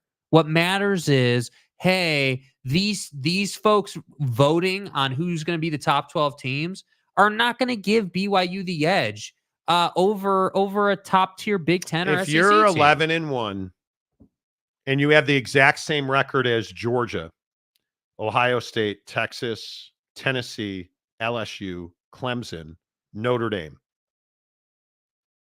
who are you getting over? Who are you getting in over amongst those teams? And I think you have a really good resume. Yeah. Who are you getting in instead of? That's the problem. I think the only trump card you have in that is Notre Dame. Notre Dame's got a weak ass schedule, and you have a really strong schedule. With a win, the problem is with a win at Texas A&M. Anybody notice who's the only undefeated team sitting on top of the SEC with 4 wins, 4-0, Texas A&M. And now we're going to find out about Texas A&M because they've got LSU, and then they finish with Texas. So if you are a Notre Dame fan, you better Calling hope yourself a Notre Dame fan is a little extreme. You better hope. I am a Notre Dame apologist. I love Notre Dame, but we're not. Anyway, my point is that's the life that you live. If you are BYU, you will not get the benefit of the doubt. You will not get in over any of those 1-loss teams. I don't think you get in over a 2-loss Alabama team, frankly. No. Nope. If you're undefeated and you're the champion of the Big 12, you're in. What if you're 12-1? I was going to say. What if you go to the Big 12 championship game and you lose to an undefeated Iowa State team? That's going to be really tough. What if Iowa State is a 1-loss team, beats you in the Big 12 championship game, and you're both 1-loss teams? They're getting in and you're not. Sorry. I think that's the reality of where we live in the Big 12. So again, for BYU, the path is simple. You either win the conference and go undefeated, or you're not getting in. Yeah. That's it. There's no getting in on merit. There's no getting in on strength of schedule. None of that matters because the college football playoff is still too small at 12 for BYU to get in on merit. That's just not, it ain't happening. Yeah. Mayor McCluskey, BYU is not going to go undefeated the rest of the year. I think they're a 1-loss team. And man, I hope it's not to Utah. If you're a BYU fan, that would not be good for you. Unfortunately, you're right. And a 3-loss Bama team will get in the playoff over an 11-1 BYU team. I don't know if a 3-loss. Pushing it. Yeah, 3's pushing it. Yeah. Sure, BYU doesn't get the benefit of the doubt, and it's dumb, but it is what it is. It's not dumb. Yeah, I don't think it's dumb. You deserve what you've earned. Yeah. You haven't earned the benefit of the doubt. You're not in the SEC. You're not in the Big Ten. And this is a historically good season at BYU. And I do think they'll be a 1-loss team going to the end of the year. And it's all going to be about who wins the K-State Iowa State game. Now, if you're a BYU fan, I'd be looking at this and I'd be saying, okay, maybe let's take the college football playoff out of it for a second. And let's look at BYU's trajectory as a program. If we start to appreciate the fact that, hey, last year we struggled to be bowl eligible. This year we're trying to contend to win the conference. Let's appreciate that step forward. And let's understand that if we can find a way to win the Big 12, that's going to help the program exponentially. That's going to push BYU forward more than they've already been pushing it forward. Yeah. Eye patch. This is why people hate Utah fans. It's stuff like this. TDS fans using all kinds of mental gymnastics. They're 7-0 and you're irrelevant. Yeah. BYU's 7-0 and you are irrelevant. And you just fired your offensive coordinator. So you're probably the one doing the mental gymnastics. Gabe H. No, they won't. Alabama lost to Vanderbilt. They're not getting in with 3 losses. I think there was some hyperbole there. Mayor McCluskey, SEC bias is real. 1,000%. Yes. Okay. That's true. Sir Bob Lob, 11-1 Notre Dame should be out. That loss is looking worse every week. But when did you lose? When did you lose to NIU? Did you lose to NIU in November or was that September? And you have one of the best wins in the country against Texas A&M right now. It's what I continue to say about BYU fan. You're an Iowa State fan. Iowa State needs to go undefeated, run the table. Yeah. End K-State's chances. You got to win your games, BYU. Iowa State's got to go undefeated. If you're a Notre Dame fan, like myself, I want Texas A&M to win every single week. Yeah. Because that makes it look better and better and better and better for Notre Dame. Yeah, it's Bama's win over Georgia. Because you and I both know if we get into the college football playoff, my heart will be crushed. Notice he said we. And well, it's Notre Dame. If Notre Dame are money. Listen, if we at Notre Dame get into the college football playoff, we're going to get decimated. Riley Leonard. Because it's garbage. Hey, why don't you go back to Duke there, Slick? They need you. Can we get Alex Orji to be the starting quarterback at Notre Dame? That's a huge upgrade. Yeah. I'm a jerk. There will likely be a 3-loss team that gets into the playoff. I think there would have to be a very specific set of circumstances that plays out to allow that to happen. You would need to normalize 3 losses for that to take place, and I just don't think that with the talent in the SEC and the Big Ten that's going to happen. Yeah. Eye patch again. This is why people hate Utah fans. Congratulations. You're what's wrong with Utah. Yeah. They're 7-0. And I don't know if you know this, but they beat Arizona. How'd you guys do against Arizona? Worry about your own house, dude. Worry about your own house. Yeah. Like, the bias is still a problem in college football. But whether it's a problem or not doesn't matter. It is what it is. Real. Yeah, it is what it is. Like so a problem. Well, the reality is I'm not interested in a mediocre ass, K-State team playing Georgia in the playoff. Like, I want the biggest matchups as far as the playoff is concerned.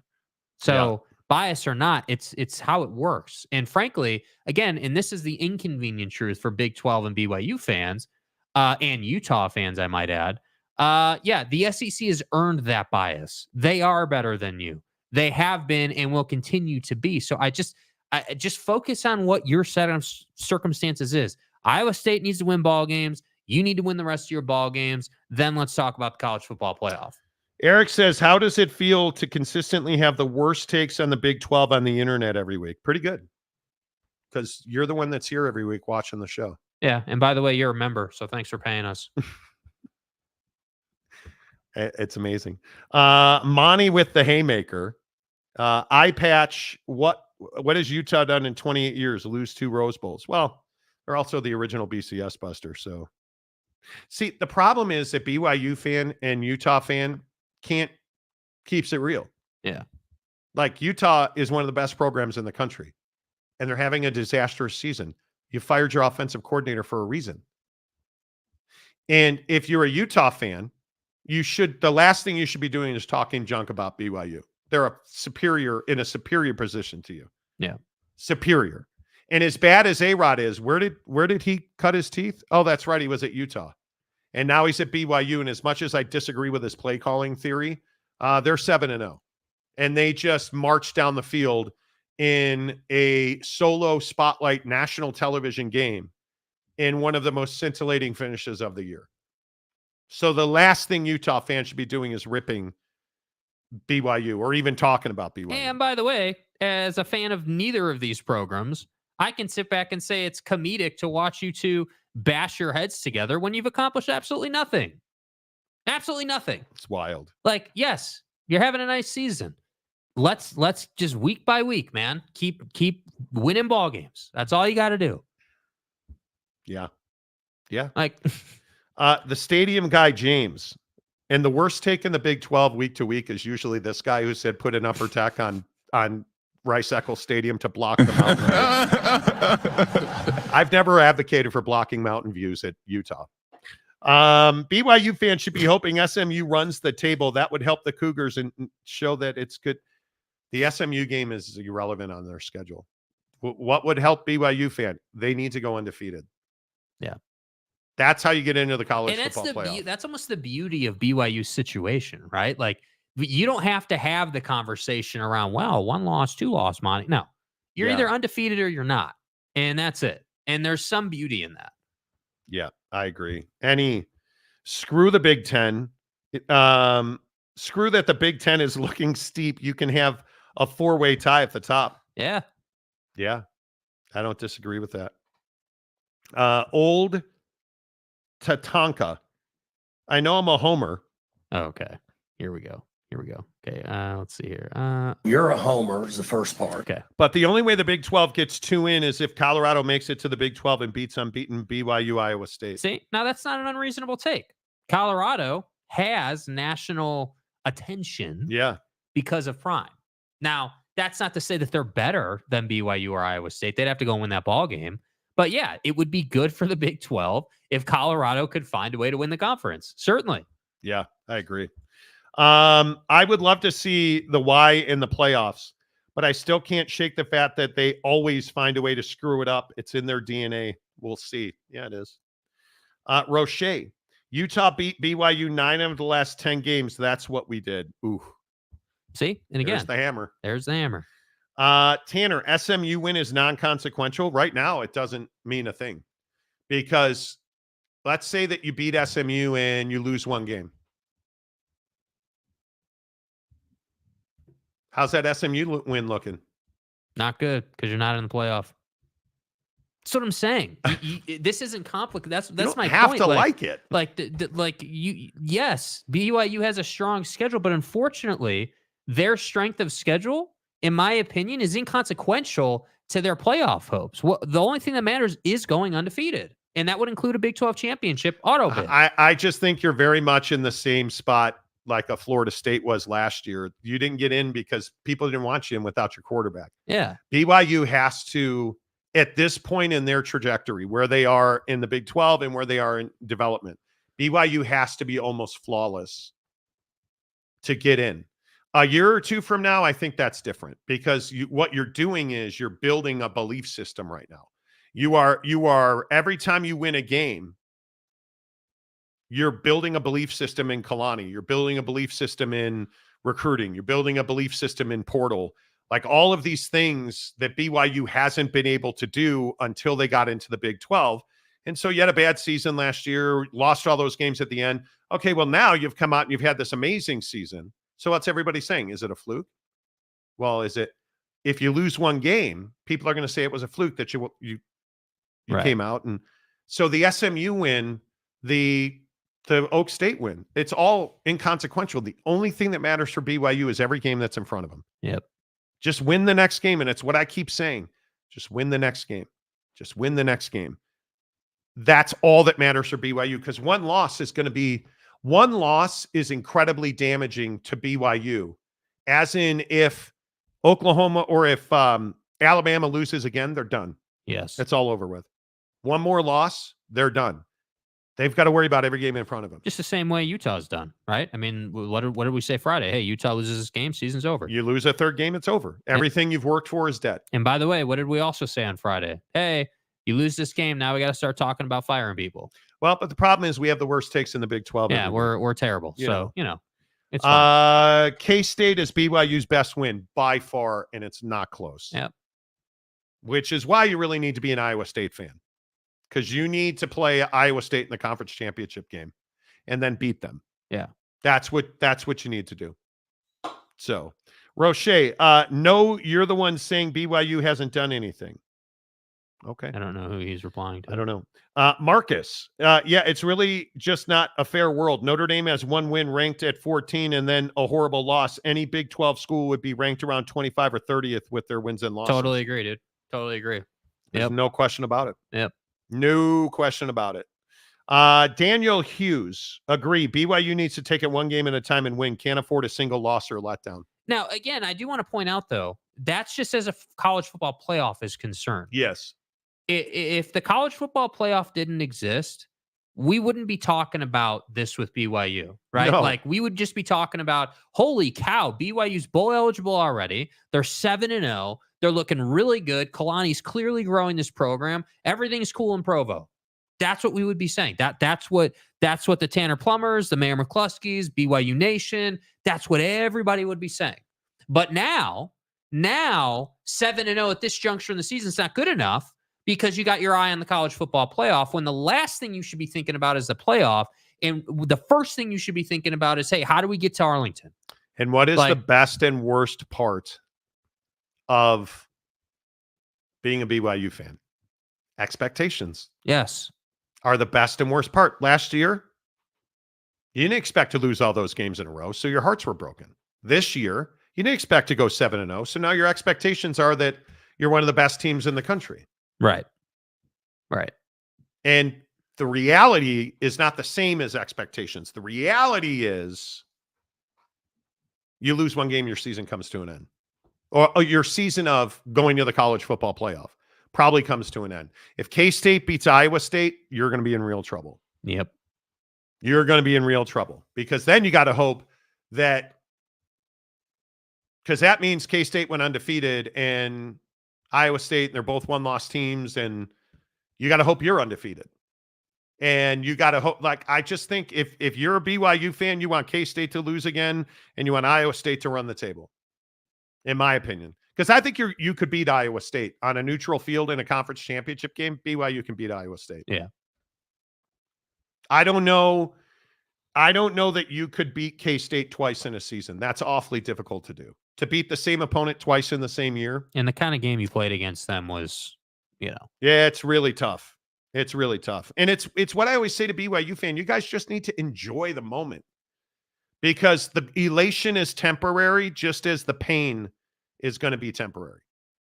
All your wins are temporary. All your losses are temporary. You got to live in the middle. Enjoy the moment. Enjoy the Lassiter play. Like Jake Retzloff said, it's special. Sorry to wake you up. It's unique. Enjoy it. Chewy Gonzalez. Utah should only have two objectives: beat BYU and make a bowl game. Agreed. That's it. And develop Isaac Wilson. That's it.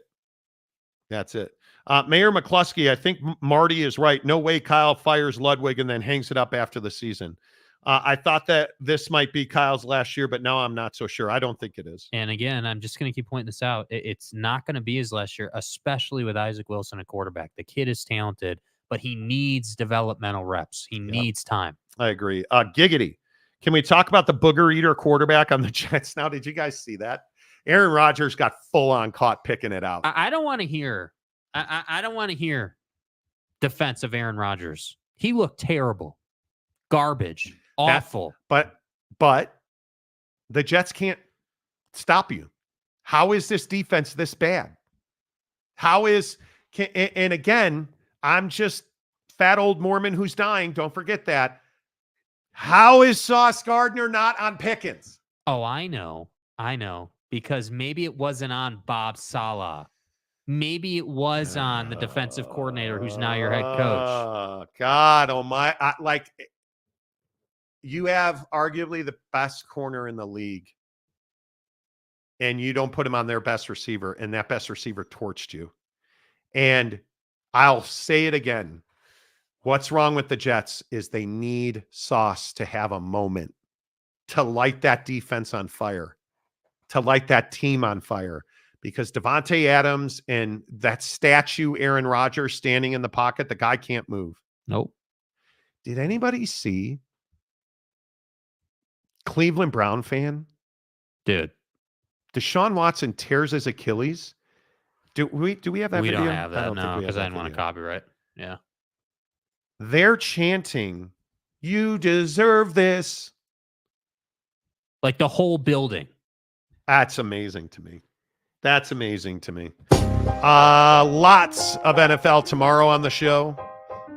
We'll talk a lot about Aaron Rodgers. Who's the best team in the NFL right now? Is it the Detroit Lions without Aiden Hutchinson? Because I know it's not Brock Purdy and the Niners. A lot of NFL tomorrow. More positivity about BYU, I'm sure. Good talking with you guys. Was I a rain cloud today? You're a rain cloud every day, Marty. Yeah, this is an SEC show now, Marty.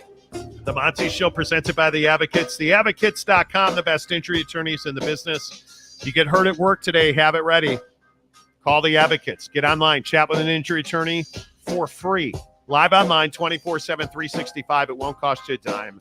Clear, risk-free advice at TheAdvocates.com. Until tomorrow, say goodbye, Jake. Goodbye, Jake.